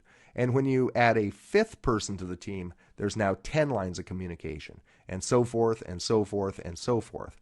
And that is how communication overhead grows geometrically when a team increases in size. Now, I want to focus on this concept of task indivisibility, because what Brooks was talking about in the context of software engineering has broader applications. There are certain tasks that are divisible. Suppose you manage a hotel with 1,000 hotel rooms. You need to hire cleaning staff to clean every room once a day. So you calculate that one person can clean 4 rooms per hour. That means 250 person hours are required to clean all 1,000 hotel rooms. So that means that 25 people working a 10-hour shift can clean all the rooms. However, if you want to get it done in 5 hours, you can hire 50 people to work for 5 hours and get all the rooms clean. Or if you want it done in an hour, you can hire 250 people to work for 1 hour, right? That's how divisible tasks work. And then there are tasks that are indivisible. Brooks used the expression, 9 women cannot make a baby in a month. Now there's a couple other versions of that I like. One involves Galileo. Back in 1609, Galileo used new optical technology to build the first telescope, which he used to discover the rings of Saturn, 4 of the moons of Jupiter, sunspots, and numerous other things that we could not see with the naked eye. Up to that point, the weakness of the human eye had roadblocked progress in astronomy. Now, I'll pose the question, which has an obvious answer, but it's rhetorical. If one astronomer looking into space does not have good enough eyes to see the rings of Jupiter, could you solve that problem by having 10 astronomers stare in the direction of Saturn at the same time? And of course, the answer is no, because visual acuity does not accumulate in that fashion. Another example, James Joyce. It took Joyce 8 years to write Ulysses. Now, could a committee of the best 8 Irish authors in 1920 have written Ulysses in a year? And of course, the answer is obviously no, because certain tasks are not divisible. You cannot have 9 women make a baby in a month. Brooks got at 2 very important truths. Number 1, engineers are not fungible. And number 2, there are some things that can't be done by committee. There are things that cannot be done faster or better, or even at all, by throwing more bodies at it. Building AGNES AI was an indivisible task.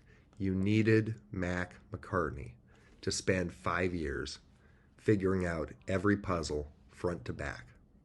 That could not have been done by 5 world-class data scientists working side by side for a year. You needed one person to figure out all the mysteries. Similarly, finding the unknown unknowns within a massive corpus of unstructured data is an indivisible task. You see the problem. It's the central paradox of sense-making in the age of massive data. Sense-making, and in particular finding the unknown unknowns, is an indivisible task. It can't be done by committee.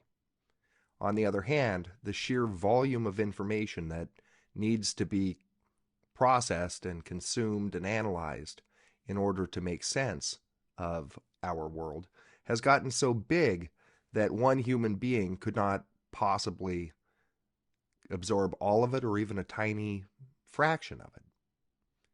So how do we do this indivisible task over a corpus of data that is staggeringly large? That is the central paradox of sense-making in the massive data era. It is a problem that has roadblocked progress in sense-making for 30 years.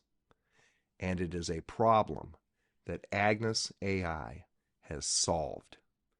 We solved the tough luck data problem that has blocked sense-making progress for decades.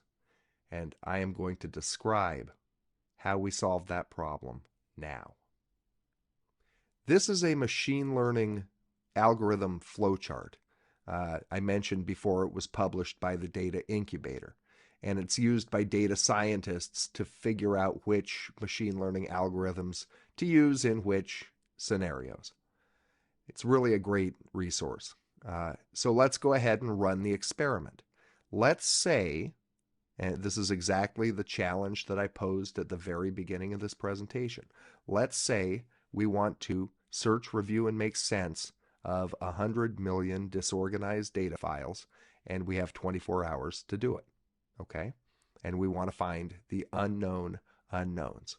So what machine learning algorithm does the Data Incubator suggest we use to do that? All right, let's run through the flowchart. Do we have more than 50 samples? Yes, we have 100 million. Okay, so progressing on. Are you predicting a category? Well, yes and no. Yes, we are, but not in the way that they imagine. So we're going to go ahead and provisionally answer that yes, but we'll come back and answer it no as well. And you're going to see it doesn't make any difference. So we're going to go yes. The next question, do you have labeled data? And the answer is no. That's the whole point. We do not know anything about the data. It's not labeled. It hasn't been prepared in any fashion. Okay, so the answer to that is no. Is the number of categories known? No. Once again, we don't know anything about this data set. Do you have fewer than 10,000 samples? No, we have 100 million samples. And by the way, if we had fewer than 10,000 samples, we wouldn't really need machine learning, would we? Okay, so in that scenario, with unlabeled data and 100 million unstructured files. How do you make sense of it? And the answer is tough luck. The answer is there is no answer. So, okay, well, maybe I took a wrong turn. So let's go back up to predicting a category, and let's try answering that question no. All right, so we say no, and we go down to the next option. It says, are you predicting a quantity? No, we're trying to make sense of documents, so quantity has nothing to do with it. Are you just looking? No, we are not just looking. We are going to use this for operational purposes. So no. Predicting structure. Yes, that is exactly what we're trying to do. We're trying to look at this giant pile of data and predict the structure so that we can know what to look at and where to direct our attention. So how do you do that? Tough luck. So when it comes to searching and reviewing and making sense of massive amounts of unstructured data, with current technology, all roads lead to tough luck. AGNES solved the tough luck data problem. So when people ask me, what does AGNES AI do? When people ask me, what have you spent the last 5 years working on? When they ask, does AGNES AI solve a real problem? I show them this machine learning algorithm flowchart. I show them what machine learning can do, and I show them where everyone else gave up. I show them what no one else can do. I show them where it says tough luck. And I say, look at that circle. Do you see where it says tough luck? What's it say now? Boom! AGNES AI.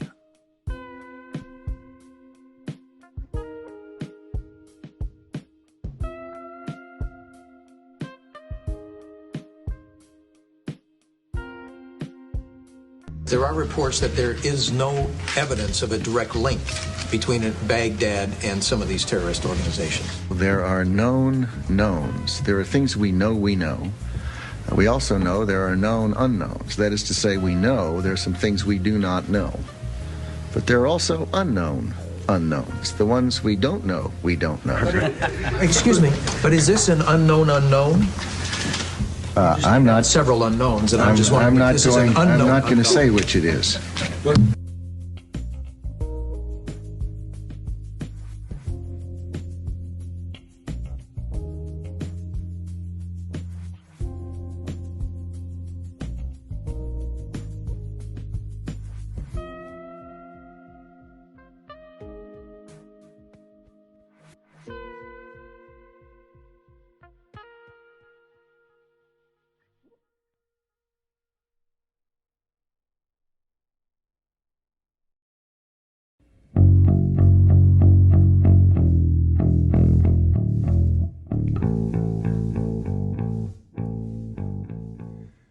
Those AGNES clusters, those beautiful AGNES clusters. You saw those clusters in part 2, and we talked a lot about how to describe them in part 3. And I showed you the schematic of what we built around those clusters.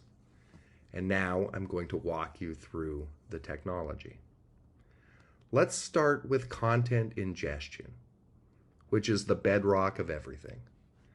When you install an AGNES AI system, and we can install it on your network behind your firewall, or we can install it on our network in our data center, or we can install it on a public cloud like Amazon Web Services.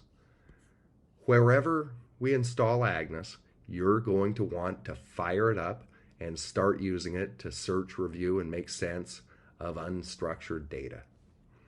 And this is how easy it is, because when you implement AGNES, you can literally just take a zip file or a folder, or if it's a bigger volume, you can point it at a S3 bucket, and pull it in, ingest it, process it, and start reviewing. It's literally that easy. And if you want it to process faster, just add more compute power. It's literally a matter of just add money at that point. So with that, I've now shown you the back of the house. So I'm going to turn and show you the front of the house now. And let's talk about the front end and our design philosophy. Because here's what you're not going to see. Okay? You are not going to see a bunch of splashy colors and fireworks and explosions and things meant to look fancy and high tech. Okay? You're not going to see that. You're not going to see 100 different buttons showing that we can do 100 different features. What you are going to see is the simplest expression of an idea. You're going to see the 1889 Daimler Maybach. You're going to see a user interface that has absolutely no fat on it. And I'm going to explain a little bit of my thinking because I'm a lawyer and I spent 7 years at Proskauer Rose. And you know what they call Proskauer Rose is Proskauer Rose never closed, right? People at Proskauer Rose bill a lot and work a lot, and it is a grind. And so I've done my 4 a.m. document review, and in one particular case, and I'll never forget it, there was a review platform that we were using. And in order to mark a document relevant, okay, you look at a document, you got to mark it relevant. You had to click a tab, then you had to click a link, and that opened up a box. That box had a little thing that said relevant, so you had to click this tiny, tiny little box. And then you had to click OK. 5 clicks to mark a document relevant. Now, you may say, John, 15 years later, for you to remember something like that, you must be the most petty person in the world. And if you are thinking that, you must not be a lawyer who's ever done document review. Because keep in mind, 4 extra clicks, you're reviewing thousands of documents. So those 4 extra clicks every time you look at a document is like water torture. And so when I was designing AGNES AI, I thought about that poor lawyer at 4 a.m. struggling to get a document review done. And I said the last thing in the world that person needs is to have to do an extra click. And so I told the guys, I said, our design objective is to build the world's best document review platform, the world's best tool for searching, reviewing, and making sense of unstructured data at hyperscale. And we are going to deliver it using the fewest buttons possible and making them as big as possible. Because I agree with the French designer, Antoine de Saint-Exupéry, who said, a designer has achieved perfection, not when there is nothing left to add, but when there is nothing left to take away. And with that, I present AGNES AI.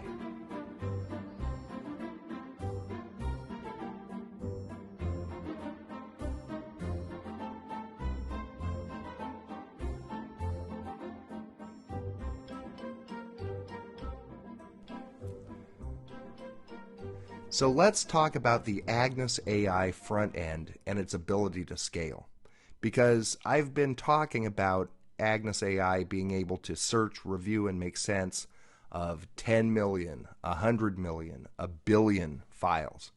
Now, if you're very, very observant, you may have noticed that the demos I've been showing you have been considerably smaller.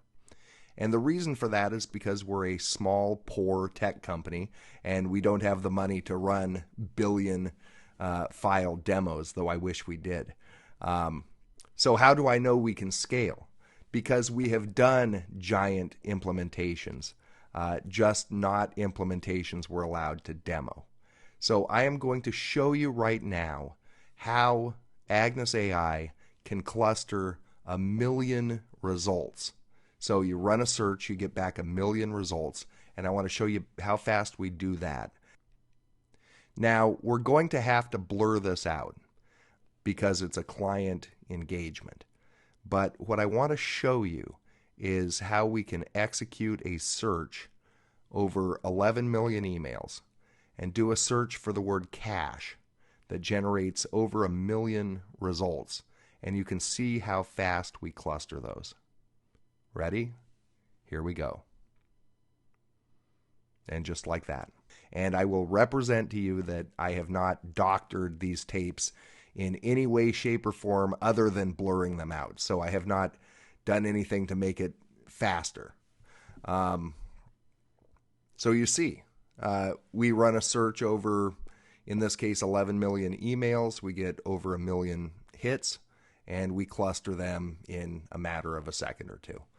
And in terms of how much can we go up from there, that implementation that you just saw does not even scratch the surface of what we can do.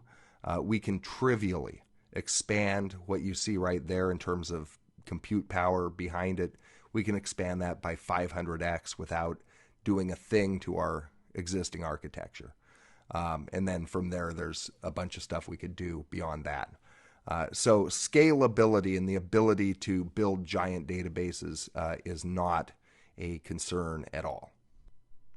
Now let's talk about how you review a data lake.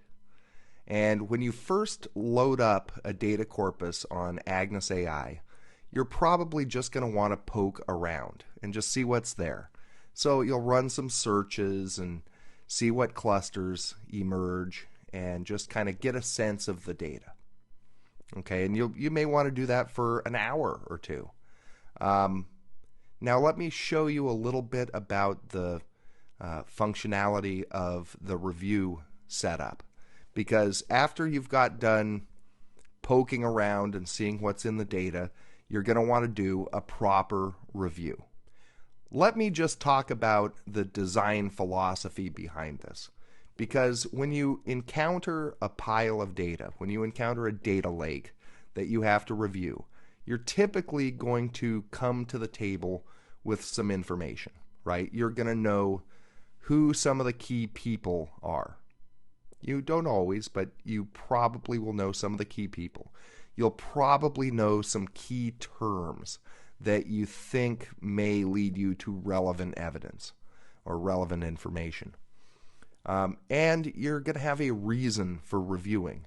You're going to have issues or questions or topics that you're trying to find out information about.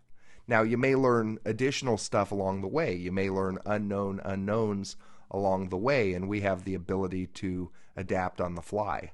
But in the first instance, when you encounter a pile of data, you're going to know some things. And the more you know about what it is you're reviewing, the more we can help you find what's of interest. Because ultimately, what is the name of the game?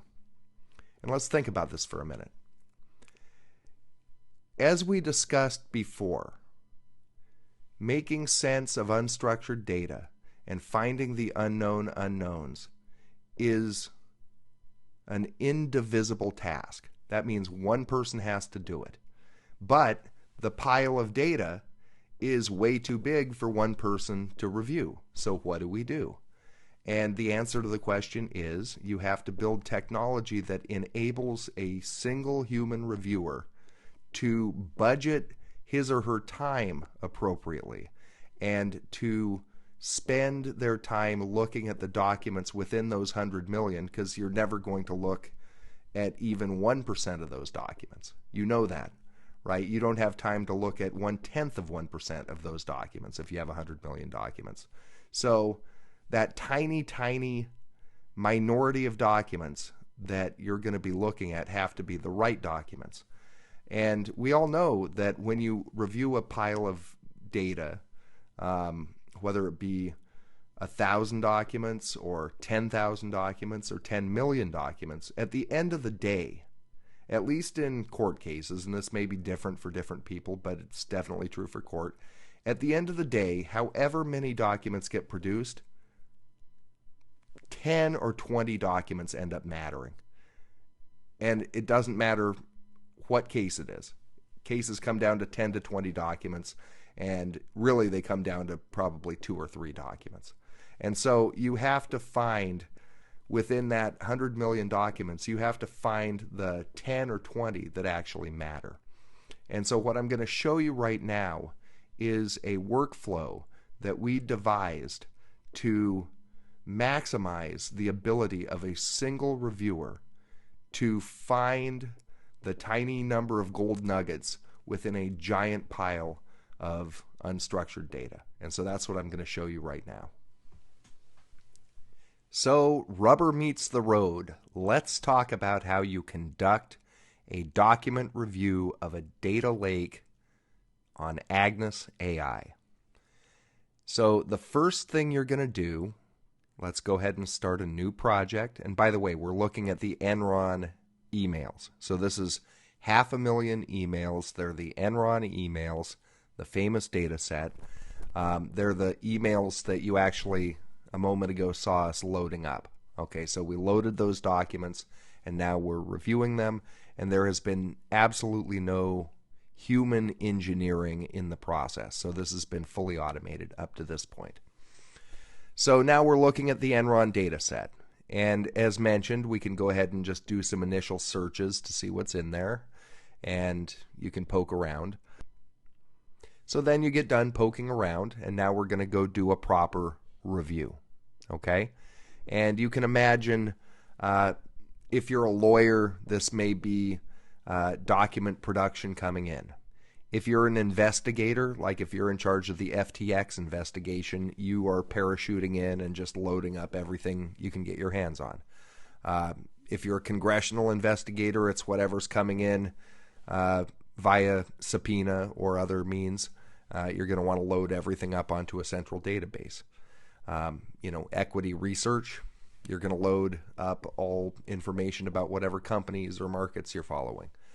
So it doesn't really matter what industry you're in, and you're going to see a user interface that seems tailored to lawyers, and it is because I'm a lawyer.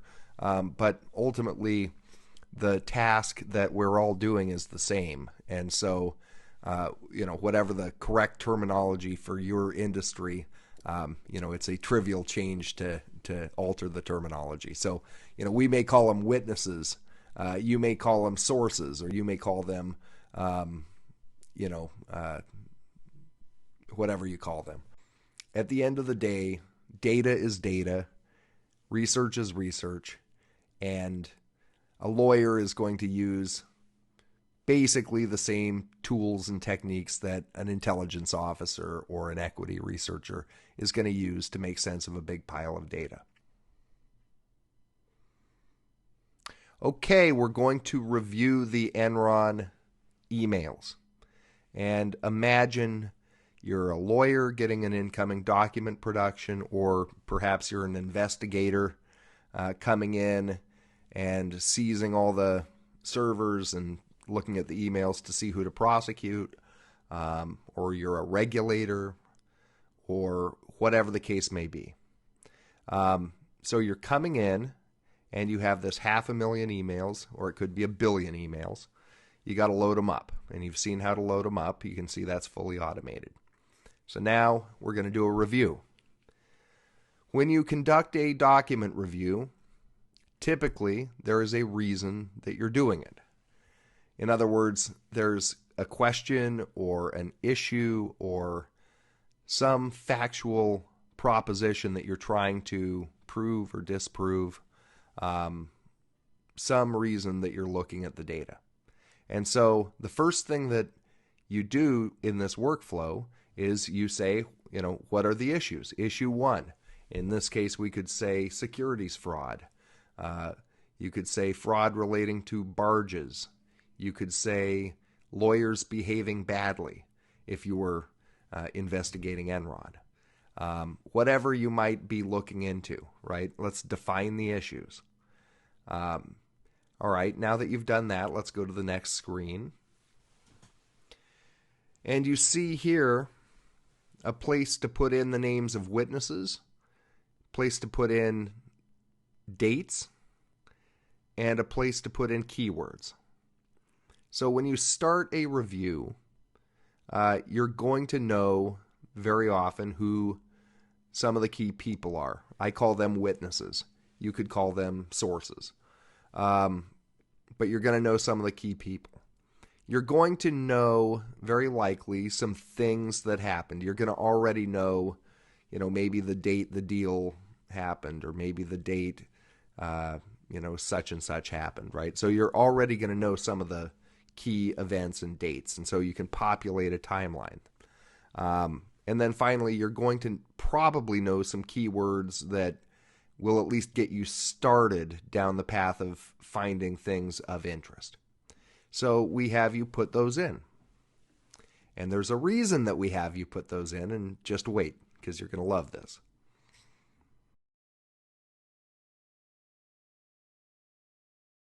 All right, so we go ahead and put those in, and we go ahead and hit continue. And what are we looking at here?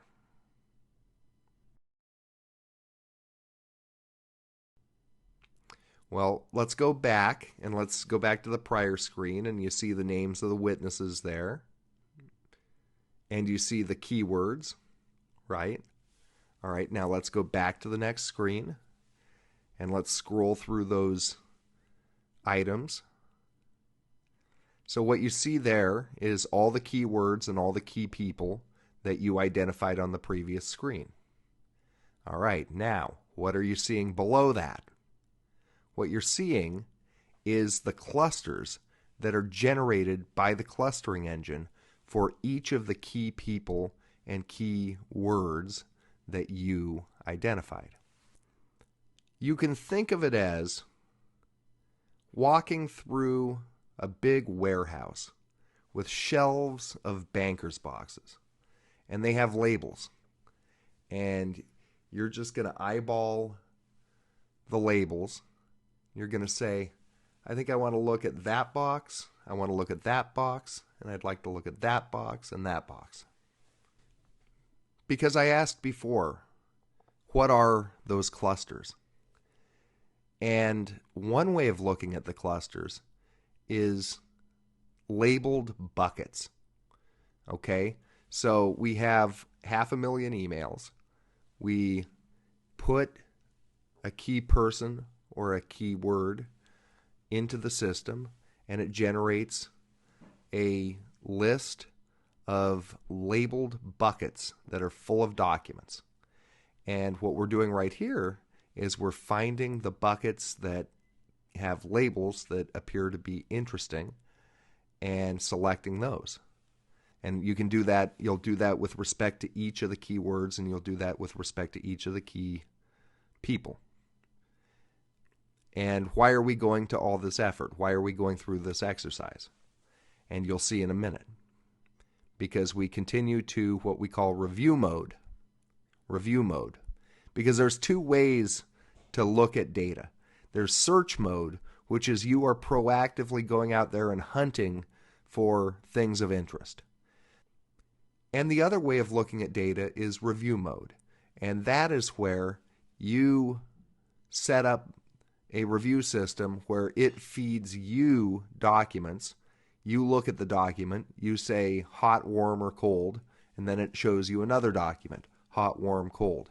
Shows you another document, hot, warm, cold. Okay? So those are the two ways to review data. Search mode, you go out and hunt for the data. Review mode, the data is presented to you, and you respond to it. So what you're seeing right here is a process by which we collect information from you, the user, which we then use to show you what you're seeing right here. What are you seeing right here? What you are seeing right here is the number one most relevant document in the entire pile based upon the information that you have provided to us. So you see what happened here. You come to us with a bunch of key people and keywords. You submit those. You get back clusters, right? You look at the clusters that are created from your keywords. Then you give additional feedback. You click on the clusters that look interesting. And then we take that information and we give you back the number one most relevant document in the pile. And that all happens automatically. It happens without you ever seeing the gears turning.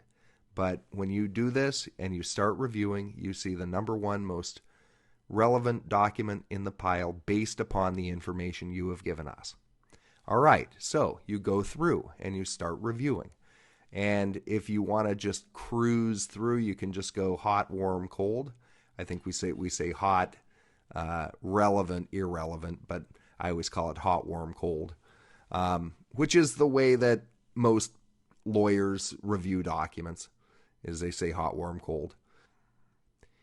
You have your issue tags that you set up at the beginning. And of course, if you find a new issue along the way, if you find some unknown along the way that you didn't initially know to look for, you can simply add it right in the flow and keep moving. You can incorporate the unknown unknowns into your review process as the review process continues, which is very, very important. You can associate documents with witnesses. You can add notes to the document. And actually, we have a feature, it's not turned on, but we have voice notes. So you can literally push a button and it'll open up a window and you record your voice note, which will be transcribed, and those can also be searched. And if you're doing a large scale project with a lot of reviewers sort of independently engaging with AGNES, those voice notes become very, very important, and you can actually take those voice notes, put those into their own database, and search those using AGNES. So there's a lot of things that you can do with AGNES in a team setting that nobody's ever done before.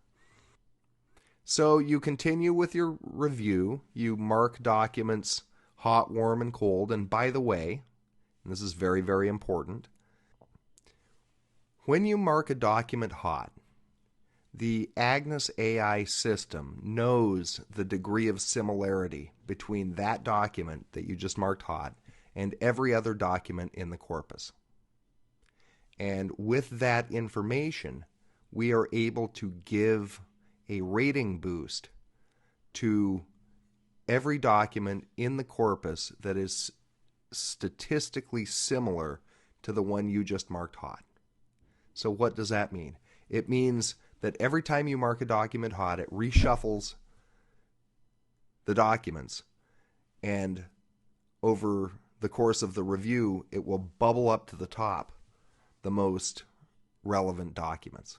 As you review, it continues to improve its ability to predict the documents that you are going to find hot. If you're reviewing and you find something really, really interesting that you want to follow up on, you can just click on Browse Documents and go right into search mode.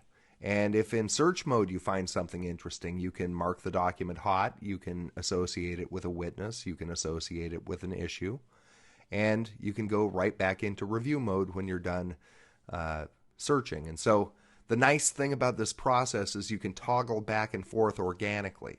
You're not locked into review mode, you're not locked into search mode. You can go back and forth as you please. Now, what is the end result of this whole process? Well, the end result is exactly what a lawyer needs when he or she goes into court to try a case. If you're a trial lawyer, what do you bring with you to court?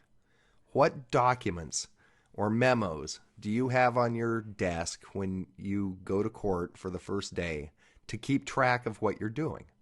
Well, if you're like me, you have three things. You have your witness folders. You have every document that you intend to show to any of the witnesses. You have your timeline. That is everything that's happened in the case, every document, every event, plotted out on a timeline.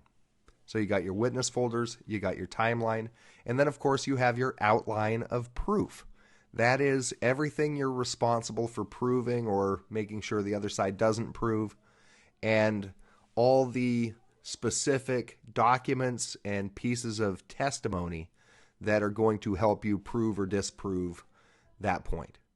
So witness folder, timeline, outline of proof. Witness folder, timeline, outline of proof. That's what you bring with you to court. And so what is it that we present to you at the end of this review process? You have a list of documents that have been associated with witnesses. Those are your witness folders. You have the documents that you've marked hot that are plotted out on a timeline. That's your timeline. And by the way, you can also put in, remember at the beginning, you put in the known events on that timeline. So you pre-populated your timeline. And so now what you're doing is you're populating that initial timeline with emails that were tagged in the review process. So you're creating a timeline. And then outline of proof. We have our issue tags, right? We have the documents that were tagged with issues. That's your outline of proof. So witness folder, timeline, outline of proof. And that is how you review a data lake. Now, let's talk about how you review a data river. The setup is exactly the same as with a data lake. We ingest the data, we index it, you can search it using search mode, you can search it using review mode. Exactly the same tools are available for a data river situation. What's different is we have an additional layer. And the additional layer is trend analysis. And I'm going to show you right here. You can see a project that we did for a news company. We ingested about 1,000 different RSS feeds from news sources. And what we did was we ran a constant trend analysis that the news organization then used to determine what stories they wanted to run. They were also able to do some statistical analysis of the virality of news stories. And what you see right here is a very simple user interface that we set up showing trending hashtags, trending topics. You see there's topics trending today in absolute terms, and then you see topics trending today in relative terms, so it's things that are new. And that is the sort of thing we can do with data rivers. What we do is we tell you how today's data or this hour's data or this minute's data, how the current data differs from yesterday's data, the day before's data, right? What's new in the data? And then once you have identified the new topics, the new concepts, the new ideas, the new names, whatever it is that's emergent in the data, once you've identified that, then you use the AGNES clustering and the search to drill down and figure out, okay, what is this emergent trend that I just found out about? What's that all about?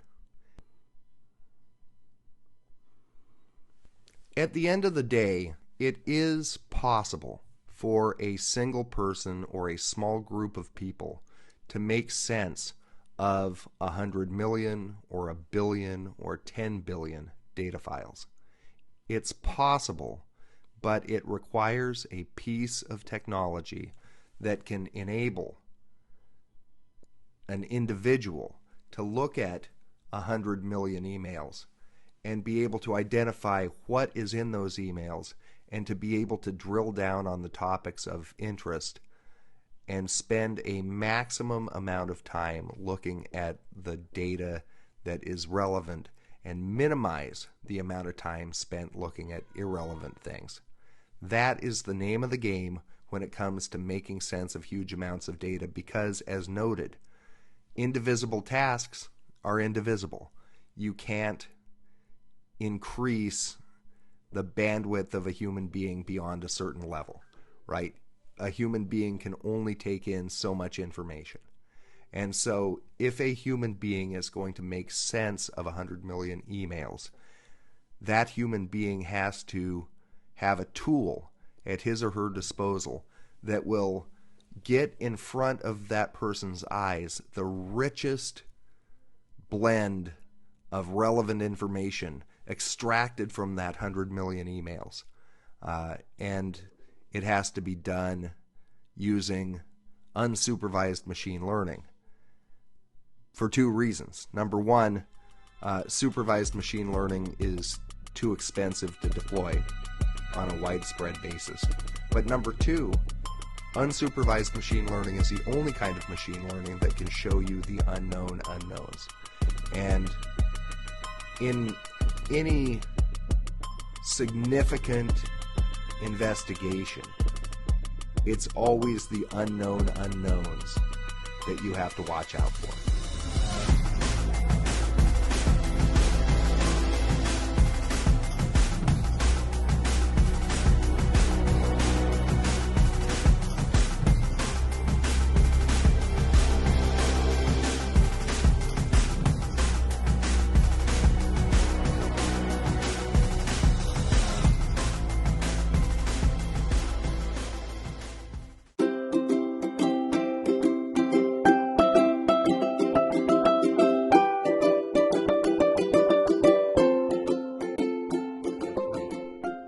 AGNES is ready to help you make sense of your data. Deploying an AGNES AI system is easy. When we sit down to discuss your data needs, here are some questions that we will ask you. This information will help us design the perfect AI data system for you. User stories. What do you plan on doing with AGNES AI? How do you envision AGNES AI adding value to your organization? Data lake or data river? As I've mentioned before, there's two different kinds of data projects. Which one are you going to do? How much data are we going to be indexing? This is going to help us estimate the amount of compute resources that your project will require. We'll ask you about the format and source of data. We'll ask how many people will be using the system. Are we talking about 10 people or 10,000? Because that will affect resource requirements. Security requirements. Is it a sensitive or classified project? If the data is classified, we have partners with security clearances who can deploy the AGNES AI platform in a secure environment. If you need a SCIF, AGNES can deploy in an air-gapped environment. Where will we be hosting the system? We can deploy it on your network behind your firewall, or if you prefer, AGNES can host the system in our data center. We can also host on a public cloud like AWS. Do you need the system to generate any particular output or deliverable? Does it need to generate a report? Does it need to connect to another data system? We'll talk about customization. AGNES AI is very easy to customize. You may want a customized front end. I actually encourage customers to get out a pen and paper and just draw a picture of what you would like the front end to look like for you. We'll talk about time frames. I am a lawyer. I understand what it's like to be a lawyer. I understand that deadlines come out of nowhere, emergencies happen. If you need a database created on an expedited schedule, email me and we'll make it happen. And then lastly, let's talk about metrics for success. At the end of the project, how are we going to know if it was successful? What does success look like from your point of view? How does AGNES AI fit into your overall organizational data strategy? These can turn into deep discussions because when you talk about data, you're talking about your organization's knowledge. You're talking about your organization's most valuable asset. And then the last point, how does AGNES charge? We charge for three things: software licenses, hosting, and custom engineering. The licenses include both the AGNES AI license, ours, as well as third-party licenses for services like speech-to-text and other things like that. Hosting involves continuously monitoring your system and maintaining all updates, essentially being responsible for keeping your database operational and secure at all times. Custom engineering is just what it sounds like. If you want a custom front end, or if you want us to build a custom feature for you, that'll be built into the contract. At the beginning of this presentation, I asked you, how do you make sense of massive volumes of unstructured data? How do you find the unknown unknowns in 100 million disorganized data files? A solution exists, and now you know what it is. AGNES AI.